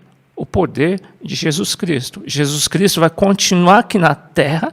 Jesus Cristo está aqui na terra através da igreja, junto com o Espírito Santo, tá bom? Então são atos do Espírito Santo, atos de Jesus Cristo aqui na terra. E basicamente na aula de hoje nós vamos ver a origem da igreja cristã, como que a igreja significa o conjunto de pessoas que creem numa fé. Então, é um conjunto de pessoas, eclésia, né? Então, é a formação da igreja primitiva. Qual primitiva? A primeira igreja cristã que nasceu aqui na Terra. Então, alguns são chamados de Atos dos Apóstolos, outros chamam Atos do Espírito Santo e outros chamam de Atos de Jesus Cristo. São sinônimos praticamente, tá? Nesse livro de Atos tem uma peculiaridade. Eu já vou um dos últimos versículos. Esse livro de Atos, ela termina repentinamente. Parece que é um livro que não tem fim. Por quê? Porque ela continua até os dias atuais. Então, se perguntarem para nós, qual que é a origem da igreja cristã do Morumbi? Bom, ela começou há mais ou menos 2000 anos atrás, aqui em Atos dos Apóstolos, na igreja primitiva, né? Nós nos baseamos com ela. O ensino, nós nos baseamos pelo livro de Atos, do Evangelho do Novo Testamento, assim como ele se baseava, tá? Então, começou lá? Sim, começou. Né? Nós não inventamos uma igreja nova. Nós somente somos uma continuação dos atos do Espírito Santo que começou 2000 anos atrás e hoje nós continuamos aqui. Tá bom? Vamos lá. Então, Lucas 24 é o último capítulo do livro de Lucas e logo depois vem Atos capítulo 1.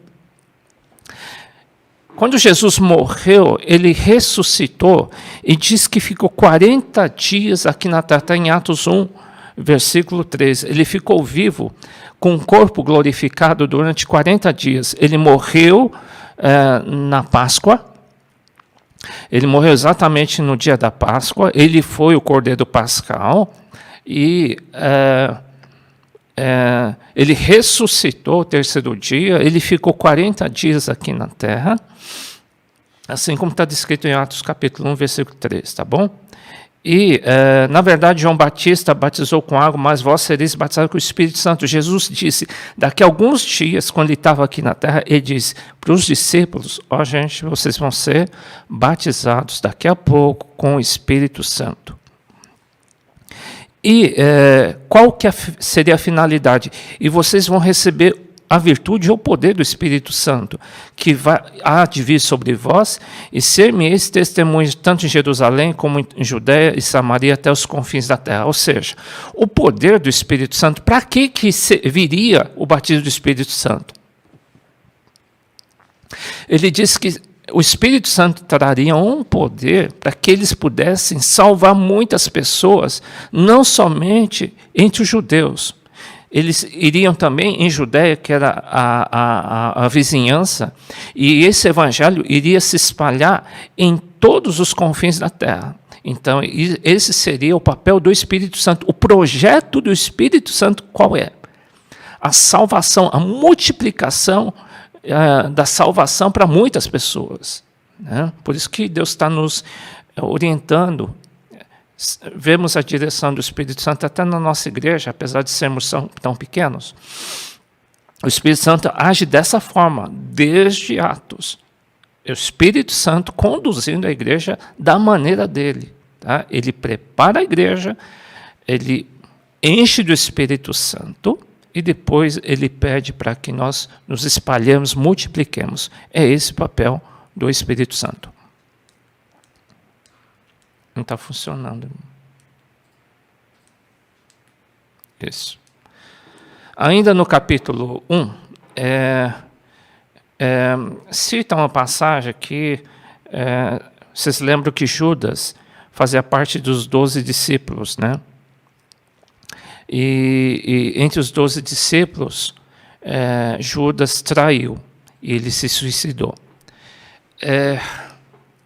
Aqui a gente nota que foi citado um texto de Atos 1, em Atos 1:20, um texto de Salmo 69:25, diz assim: porque no livro de Salmos está escrito: fique deserta sua habitação e não haja quem nela habite e tome outro o seu bispado. Ou seja, dá a impressão que cada apóstolo recebeu um campo missionário, um campo ministerial. Dá a entender, a gente entende que cada filho de Deus tem o seu ministério, tem um campo que Deus dá para a tua vida e para a minha vida. Tá? E no caso de Judas, ele recebeu um chamado ministerial, um campo, como ele tivesse recebido um campo. E ele diz, já que ele traiu, o campo ficou vazio. Para que ela não fique vazia, vamos escolher alguém que o substitua. Né? A gente entende, então, que ninguém é insubstituível. Quer dizer, é substituível. Então, você sabe que se você não cumprir o teu chamado, o campo fica vazio. E alguém tem que fazer aquele papel. Senão o inimigo vem e toma espaço no teu ministério. Então, hoje a gente não pode deixar o nosso ministério o quê? Vazio. Tá bom? Assim que a gente entende. Né? E eles escolheram por sorte. Hein? Não era dado, não, mas eles disseram que lançaram-lhes sorte. Nem sei se foi no palitinho, é mais parecido. Né? É até engraçado, né? A gente podia imaginar que eles tivessem uma direção de Deus, não, eles lançaram sorte. Né? Isso daí é uma interpretação minha, tá? Isso daqui pode ser até meio cômico, né? Mas dá a entender que qualquer um é melhor que um traidor tipo Judas, tá? Então pega na sorte quem entrar entrou e caiu sobre Matias. É isso aí. Chegou o dia do Pentecostes. Pentecostes era uma festa 50 dias depois da Páscoa. E exatamente no dia 50 dias depois da Páscoa, da morte de Jesus, eles estavam reunidos no dia de Pentecostes, estavam todos de acordo num lugar, e de repente veio um som como um vento veemente e impetuoso. Isso aconteceu no Antigo Testamento também, né, quando Moisés subiu no monte, 50 dias depois da Páscoa. Aconteceu exatamente parecido. Tá? Então a gente entende que a primeira festa do Pentecostes, o primeiro Pentecostes aconteceu com Moisés, quando ele recebeu as tábuas da lei. Tá? Voltando aqui. Então, historicamente, o primeiro Pentecostes aconteceu em Êxodo. E, espiritualmente, o Pentecoste do Novo Testamento aconteceu aqui, nesse dia que Jesus definiu.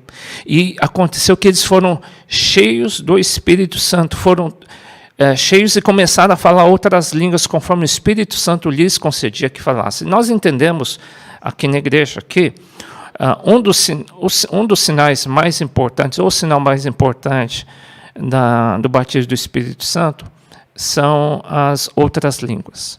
É assim que nós entendemos. Tá? É como fosse o início do batismo do Espírito Santo. O que aconteceu com esses discípulos, essas pessoas que foram batizadas no Espírito Santo. Lembram antes? De 12 discípulos, 11 discípulos traíram a Jesus, deram as costas para Jesus, né, por medo. Um só que ficou perto de Maria, que foi João. Mas depois do batismo do Espírito Santo, o Espírito Santo deu coragem a todos esses discípulos, e todos que foram batizados com o Espírito Santo receberam uma força sobrenatural, poder ou virtude do Espírito Santo, a tal ponto que eles dariam as suas vidas por Jesus e pelas vidas. Olha o poder do Espírito Santo transformador. O Espírito Santo, quando veio nos discípulos, eles ficaram fortes. Até Pedro não vejo como forma de pregador, mas ele começou até a comentar e pregar uma palavra, né? A igreja primitiva, nós entendemos que começou depois do batismo do Espírito Santo. Como? Pedro começou a fazer uma pregação, explicar para aqueles que estavam ouvindo o que estava acontecendo, porque eles estranhavam, puxa, o que está acontecendo? Porque na igreja em Jerusalém era meio aberto, então eles começaram a falar em línguas e as pessoas estavam enxergando, porque lá naquela época era tudo aberto. Primeira coisa, como que nasce a igreja cristã? Pelo batismo do Espírito Santo, com pessoas cheias do Espírito Santo. E isso acontece até hoje. Como que se começa uma igreja? Através de uma célula pequena, com pessoas cheias do Espírito Santo. Vocês vão ver como que nasceram as igrejas cristãs com um grupo pequeno, cheio do Espírito Santo, e explodiu. Qual que é a chave do nascimento de uma igreja? Organizar? Não. Antes da organização, cheio do Espírito Santo. Sem o Espírito Santo, a gente vai ter medo e a gente vai dar para trás. E o crescimento? Eu falei de Pedro. A pregação de Pedro era o seguinte: arrependei-vos, cada um seja de vós, seja batizado em nome de Jesus Cristo, para perdão dos pecados, ou seja, se convertam e sejam batizados. E recebereis o dom do Espírito Santo. Esse dom do Espírito Santo, em Atos 2:38, nós entendemos que é o falar em línguas, tá? O dom é o presente do Espírito Santo. Quando a pessoa recebe, Jesus mesmo profetizou em Marcos, que esse seria um dos sinais, que falariam outras línguas. Todos que crerem receberão um sinal. Qual?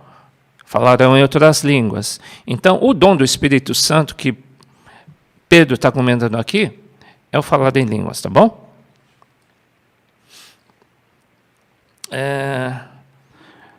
Eu vou falar também do início da igreja primitiva. Bem, Pedro pregou uma palavra.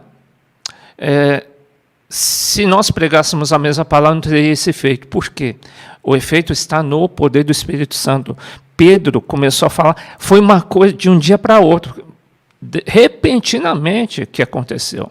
Não foi um processo longo, não. Foi 40 dias depois, 50 dias depois, foram batizados no Espírito Santo, e logo o poder do Espírito Santo transformou imediatamente as pessoas. Tá? No caso, Pedro. De sorte que foram batizados naquele dia, num mesmo dia, 3.000 pessoas foram batizadas. 3.000 pessoas numa cidade de Jerusalém, lá devia ter quantos habitantes? 20.000, 30.000 habitantes. Praticamente 10, 20% de toda a cidade de Jerusalém se converteu. Em toda a alma, era unânime, porque todo mundo era cheio do Espírito Santo. Então, dá para ser unido numa igreja? Sim, porque eles eram unidos porque o Espírito Santo causava a união entre eles. Né? E chegaram ao ponto de vender suas propriedades e bens, se repartiam com todos. Não era um sistema socialista, não. Eles faziam por amor, porque eles estavam cheios do Espírito Santo. Eles faziam por amor ao próximo, não porque era um sistema socialista. Não. E perseverando unânimes todos os dias, olha, eles se reuniam, não era culto online, mas eles tinham cultos diários todos os dias, porque eles queriam buscar Deus todos os dias. Puxa, a igreja cristã O avivamento da igreja inicial começou com culto todos os dias. Eu acho que quando Jesus voltar também vai terminar com culto todos os dias. Deus vai ter uma igreja assim. Deus está nos treinando a ser assim. Deus está nos treinando a ser uma igreja primitiva, onde eles buscavam a Deus todos os dias e tomavam a ceia todos os dias. Eles achavam que Jesus voltaria rápido naqueles dias, tá? E louvavam a Deus e caíam na graça de todo o povo. E todos os dias é Deus quem trazia o crescimento. Eu coloquei uma figura aí que Jesus está passando o bastão para o Espírito Santo, tá? O que é isso? No Antigo Testamento era Deus, Pai, que atuava. No Novo Testamento, até o ano 33, nós notamos a atuação de Jesus Cristo nos Evangelhos. E no Novo Testamento, a partir de Atos dos Apóstolos, nós vemos a atuação do Deus Espírito Santo. Ninguém é menor do que outro. Hoje, nós damos ênfase ao Espírito Santo atuando. Deus Pai, Deus Filho está à direita de Deus Pai hoje. Mas ele enviou o Espírito Santo, que é a mesma coisa que Jesus estivesse aqui na Terra, só que não é ele em pessoa que está atuando. Quem está atuando é o Espírito Santo através de mim e de você. Tá? Eu tenho que ser um exemplo, eu tenho que ser uma célula do corpo de Cristo. Eu tenho que ter semelhança com a cabeça, tá? Que é Jesus Cristo. Eu tenho que ter... a minha natureza tem que ser parecida com a de Cristo. A minha e a sua. Tá? Segunda coisa que acontece, nós enfatizamos. Qual que era o ensino deles? O ensino deles era a doutrina dos apóstolos do Novo Testamento. Tá? É a base dos ensinos, é a própria Bíblia, é o Novo Testamento. Tá bom?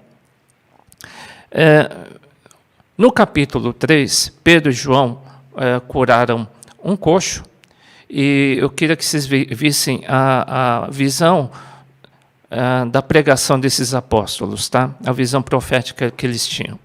Arrependemos, pois, converter para que sejam apagados os vossos pecados, é a pregação de Pedro. E venham tempos, assim tempos de refrigério pela presença do Senhor, e envie ele a Jesus Cristo, que já dantes vos foi pregado, o qual convém que o céu contenha até os tempos da restauração de tudo, dos quais Deus falou pela boca de todos os seus santos profetas desde o princípio. Nós entendemos que quando Jesus voltar aqui na Terra, Jesus voltará, e isso está em Apocalipse, e teremos 1000 anos do reinado de Jesus Cristo aqui na Terra. Haverá restauração absolutamente de tudo. Nós estamos em transição, biblicamente dizendo, nós estamos em transição.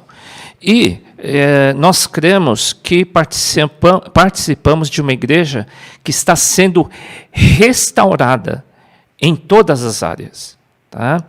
Inclusive, eu estou recomendando que vocês... Tem um estudo aqui nesse livro, Princípios da Vida da Igreja.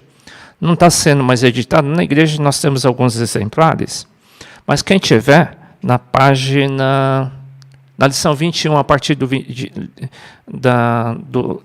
capítulo 21, vocês vão ver as áreas que nós entendemos que Deus está restaurando hoje a igreja. Tá?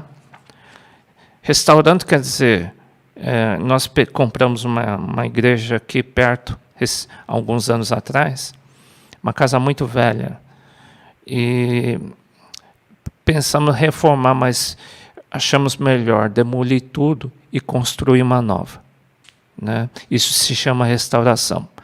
Se eu deixasse os telhados, se eu fosse só trocar o telhado, ou fosse trocar somente as portas, seria uma reforma. Aqui, os apóstolos estão dizendo assim, não, vamos tirar aquilo que é antigo e colocar tudo novo. Então nós entendemos que a nossa igreja faz parte de uma igreja que crê na restauração de tudo. Restauração de tudo o quê? Que seja como modelo a igreja primitiva, que nasceu nos anos 63 a 65, depois de Cristo, Atos. né? Essa é a nossa referência, tá bom? Claro que existem outras referências de algumas igrejas protestantes, né? Eles creem na Igreja Reformada. A Igreja Reformada nasceu nos anos 1517. Algumas linhas menores creem que eles vêm como referência os ensinos dos teólogos dos anos 1400, 1500, tá bom? Mas nós não, nós cremos na restauração de tudo. E nós temos como referência a igreja primitiva, tá bom? Terceiro, você vê, né, uma igreja começa como? Com gente cheia do Espírito Santo. Segundo, doutrina, que é essencial, o ensino, o Novo Testamento. Tá? Terceiro, aí sim, depois, em Atos 3, 4, 5, começa-se sim, depois do Espírito Santo, ele começa a organizar a igreja. O Espírito Santo, cada igreja tem uma organização diferente, você tem que permitir que o Espírito Santo organize de local a local. Tá? Cada igreja tem uma organização. E a organização é feita por pessoas cheias do Espírito Santo. Os apóstolos, os 12, eles administravam a igreja de Jerusalém. Tá? O crescimento, se bem que o crescimento da igreja começou a crescer demais, né? Em uma só pregação, 3.000 pessoas foram batizadas. Claro que eles começaram a ameaçar os apóstolos. Então, eles levaram presos durante um dia somente para assustá-los. Adivinha quem? Os fariseus. Tá? São sempre eles. Tá? Com o crescimento da igreja cristã, gera alegria no povo de Deus, raiva dos fariseus. Né? Por isso coloquei uma cara de bravo aí. Tá? Eles começam a ter inveja do crescimento da igreja de Jesus Cristo. Né? Eles não suportam o crescimento. Na igreja primitiva não havia nenhum necessitado, porque todos possuíam herdades ou casas vendendo. Existia tanto amor na casa de Deus. Por quê? O Espírito Santo que fazia isso. Isso não é uma coisa normal. Não é produzida, não é humanismo. É o Espírito Santo enchendo a igreja. Tá? A igreja primitiva era assim. A tal ponto que eles vendiam suas propriedades, alguns vendiam e não davam nem um dízimo, davam tudo. Né? Porque eles queriam que todos estivessem bem. Né? Eles não tinham apego material. E eles depositavam aos pés dos apóstolos. Então, nós entendemos como igreja que a administração financeira era organizada pelos apóstolos. Eles tinham que ter a direção de Deus para utilizar o dinheiro. Tá? É assim que nós entendemos que Deus dá a direção correta para o uso do dinheiro. Né? No nosso caso, nós temos uma administração simples na nossa igreja, né? Mas nós sabemos o cuidado que nós temos que ter, o tesoureiro. Né? Ai de nós se usarmos erradamente o dinheiro do Senhor. Né?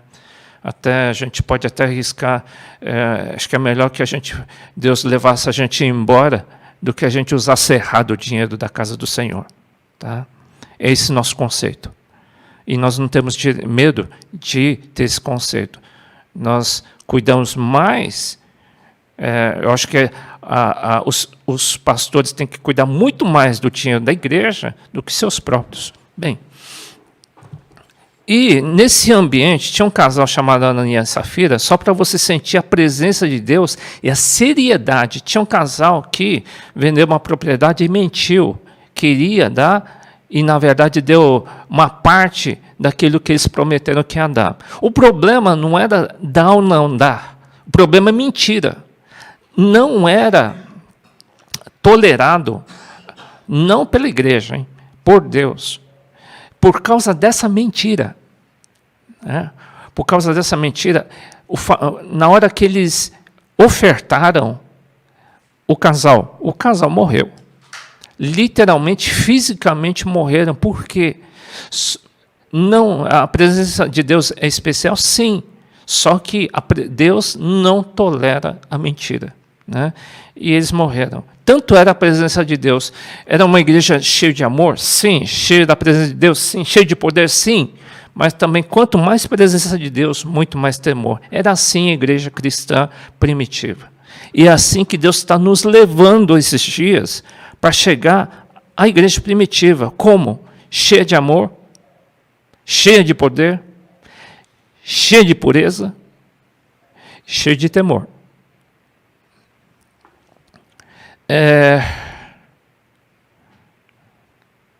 De novo eles foram presos nesse capítulo, tá? Aí começou a perseguição. A perseguição foi gradativa, tá?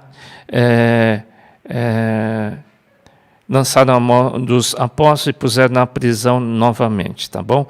E, incrível, eles estavam presos, Pedro estava preso, e um anjo o livrou no meio da madrugada.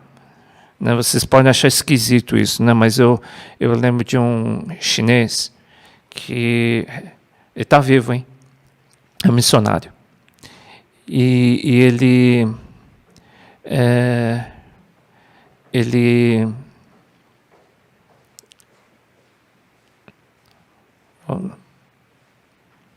olá.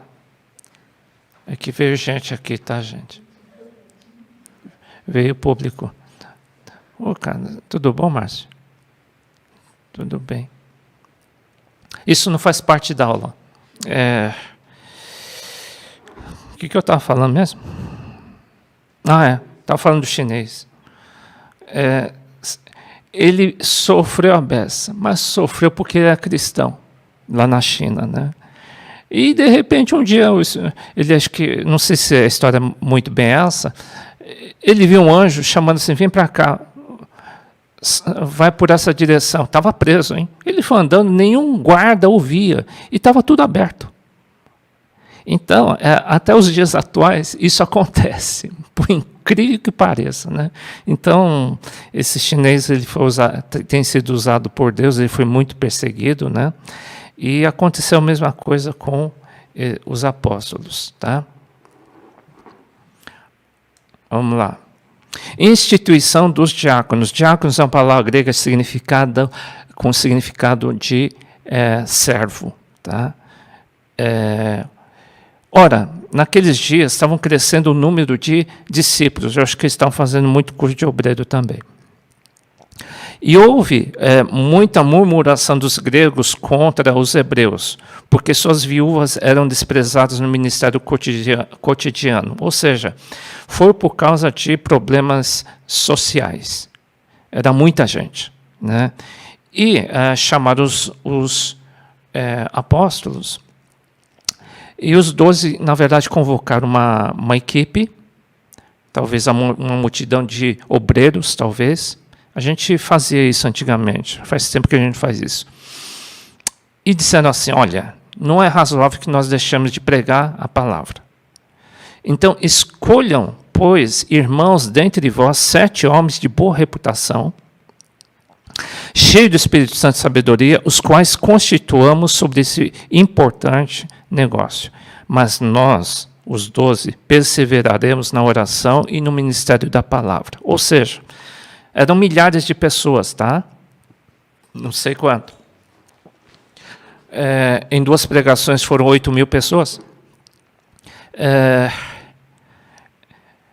O nascimento dos diáconos se deu a uma necessidade social. Então, levantaram 7 pessoas ungidas, chamadas diáconos, e foi por eleição. Eleição de pessoas apontadas pela própria equipe de obreiros, tá? Que tivessem uma característica qual? Cheio do Espírito Santo, boa reputação, etc. Tá?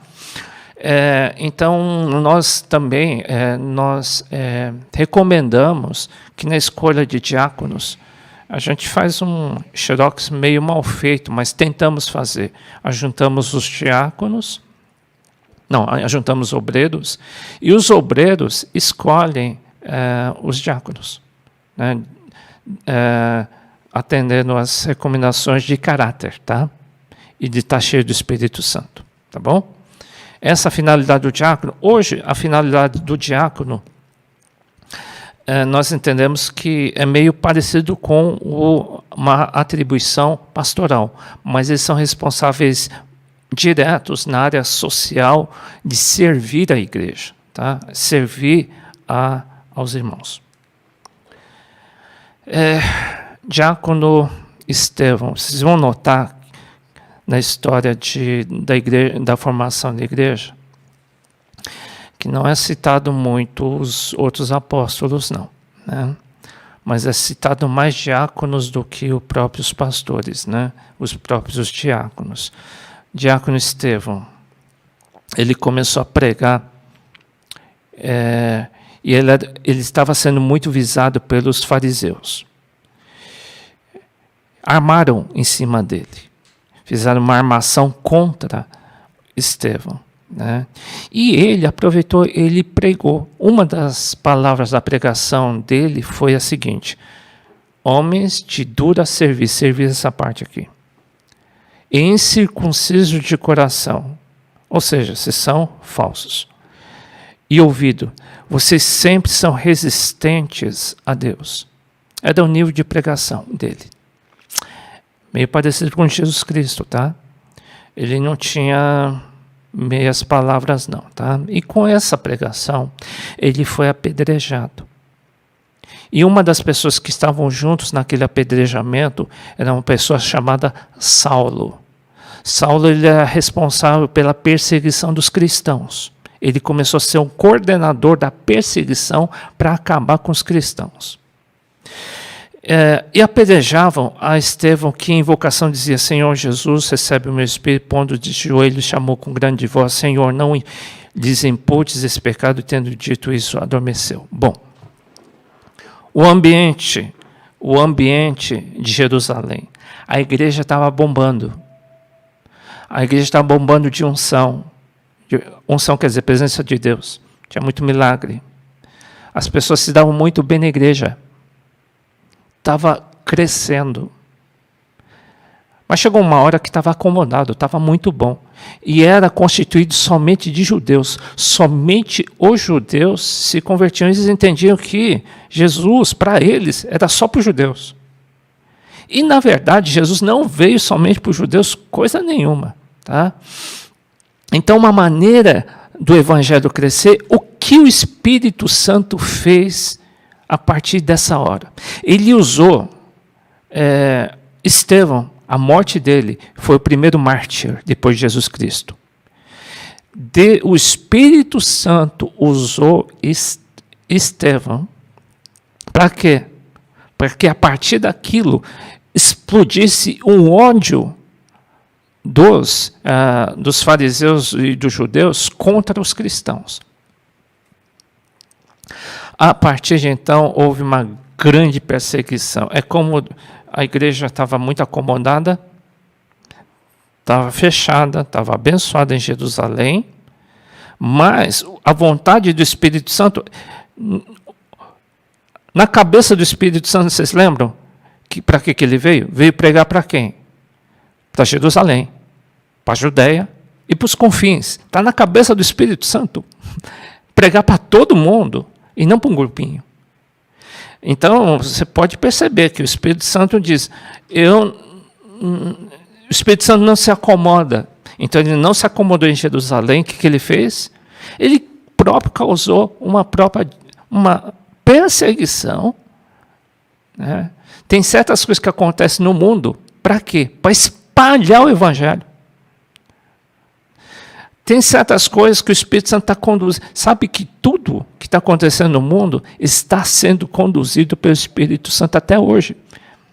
Vocês não se surpreendam. Nenhum país está controlando essa gripe, não. Tá? Quem está controlando é o Espírito Santo. Está tudo sob controle de Deus? Sim, está tudo sob controle de Deus. Ele vai usar para espalhar o Evangelho, para salvar muita gente. Ele vai usar o Evangelho. Nesses dias, ele vai espalhar como nunca o Evangelho para milhões de pessoas. Tá? Aconteceu a mesma coisa em Jerusalém, só que naquela época não tinha internet. A igreja não pode se acomodar. A igreja de Jerusalém começou a se acomodar, Deus forçou o evangelho a se espalhasse. Ao contrário, o Espírito Santo não divide, ele não causa divisão. O que ele causa? Multiplicação. Tá? Fariseu causa divisão. O Espírito Santo causa multiplicação. Diferente. Começou, então, uma grande perseguição. Justo quem estava lá, Saulo, consentiu na morte dele e fez uma grande perseguição, está em Atos capítulo 8, versículo 1. Aí o evangelho é como Deus batesse na mesa, as formigas se espalhassem, cada um foi para um canto. Os cristãos de Jerusalém foram para o norte, para o sul, para o leste, para o oeste, foi para todo quanto é canto. Tá? E o evangelho se espalha em todo lugar. E dentre eles, um diácono chamado Felipe. Felipe, de repente, estava andando e encontrou um eunuco da região da Etiópia. E ele converteu esse eunuco e batizou nas águas esse etíope. Tá? Provavelmente esse etíope levou o evangelho lá para a Etiópia. Eu acho que é Etiópia. Tá? E na hora, logo depois que ele ministrou, o Filipe foi arrebatado. Que arrebatado? Ele desapareceu e apareceu em outra cidade. Creia se você quiser ou não. Nós cremos, lógico. É possível, de repente, uma pessoa se arrebatar de uma cidade para outra? Você já viu? Nunca. Eu vi só na Bíblia, tá? Mas é possível. Assim era a manifestação de Deus. Tá? É o mesmo Deus. Se acontecer hoje, eu vou crer. Tá?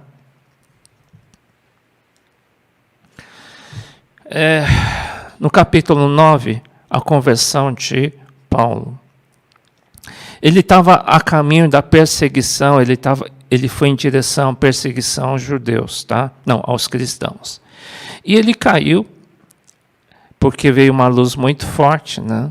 E Jesus disse para ele, Saulo, Saulo, Saulo, por que me persegues? Ele disse, quem és tu, Senhor? E Jesus disse, eu sou Jesus, quem tu persegues. Duro é para ti recalcitrar contra os aguilhões.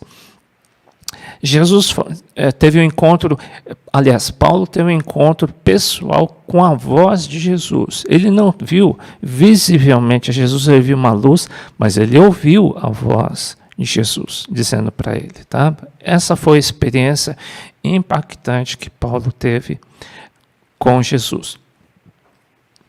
Aqui está escrito Saulo, né? Mas alguns interpretam que Saulo e Paulo são palavras similares, depende da região que é falada. Por exemplo, os Estados Unidos, Paulo quer dizer Paul, Brasil é Paulo, e mais ou menos é assim que eles interpretam no caso de Saulo e Paulo. Tá bom?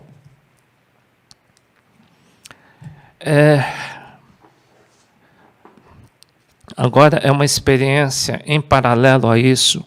Pedro foi convidado na casa de Cornélio. Cornélio era uma pessoa que não era judeu.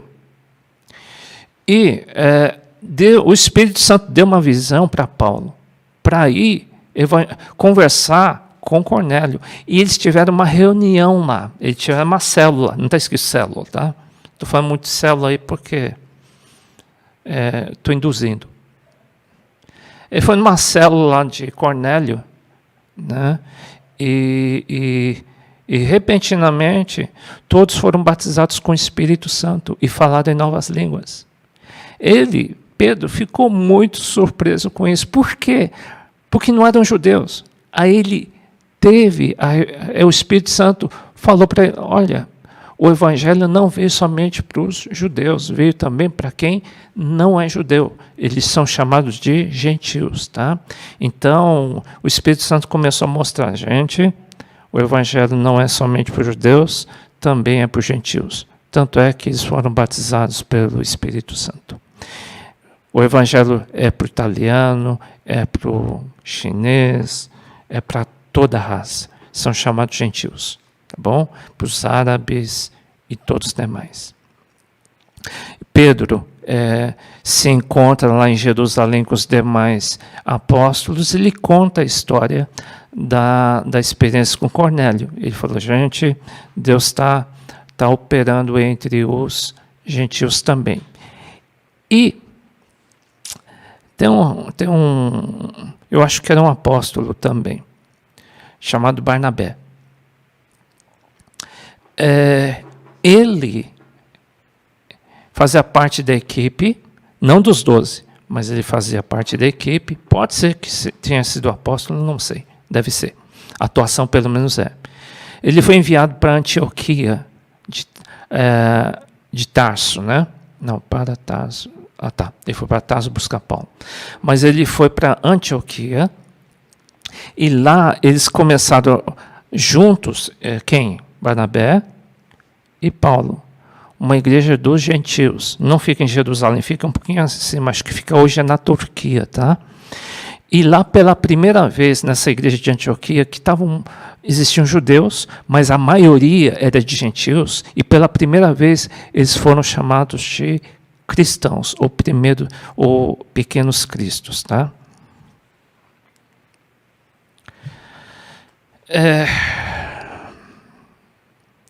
De novo, Pedro é preso e liberto. Vendo que isso agradava aos judeus, continuou mandando prender também a Pedro. Pedro foi preso, toda hora ele era preso, tá, gente? Toda hora. Mas ele era liberto sucessivamente, tá? Sucessivamente. Ele foi liberto aqui da prisão dos judeus, tá bom? Depois disso, começa a multiplicação do crescimento. Ou seja, vamos recapitular. Primeiro, como que nasceu a igreja cristã? Com um grupo cheio do Espírito Santo. O batismo do Espírito Santo foi a chave para o início da igreja. Para início de qualquer igreja, o que é essencial para o nascimento de uma igreja? Uma célula que seja. Pode se tornar uma igreja, sem dúvida. O que precisa? De gente cheia do Espírito Santo. É assim que começa a igreja.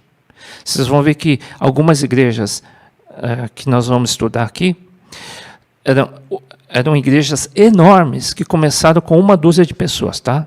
Com pouca gente. Tá? Algumas começaram com uma casa de uma mulher, por exemplo, tá? De Filipenses, tá? E é assim que começa uma igreja. Como?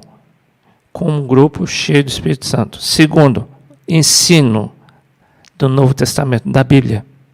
Tá? Terceiro, o que eu falei? Terceiro, Deus dá a organização. Ele faz as coisas se organizarem. Tá? O que era a quarta mesmo que eu falei?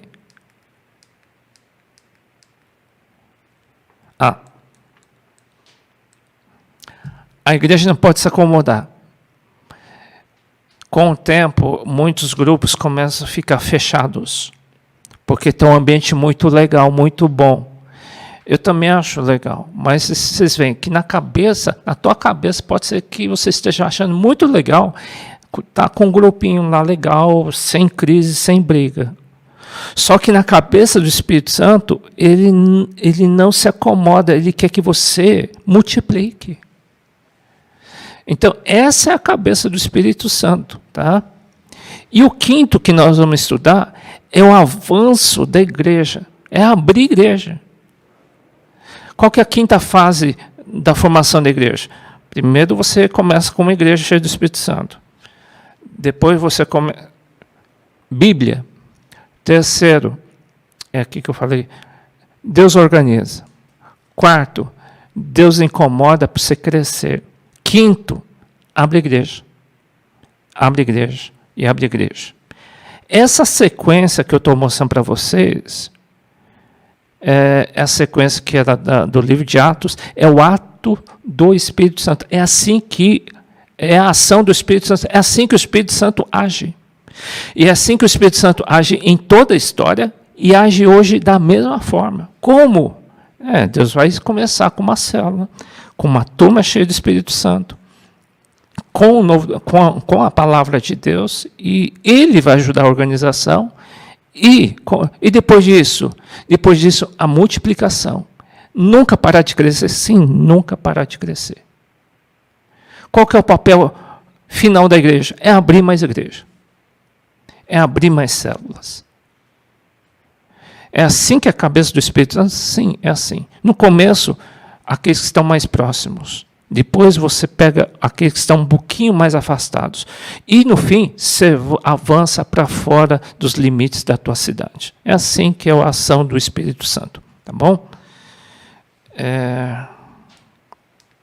Acabei.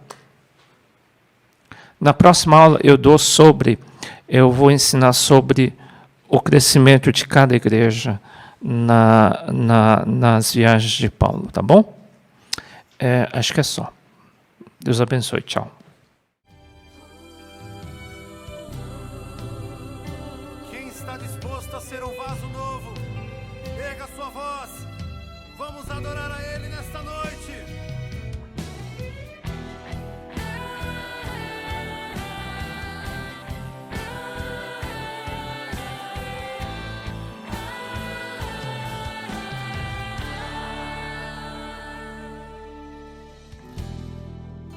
Tu és minha canção e eu te louvarei e eu te adorarei.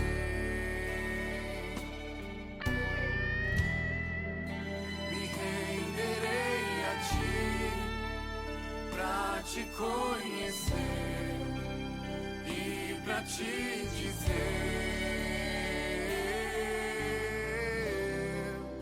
te amo, Jesus, te adoro.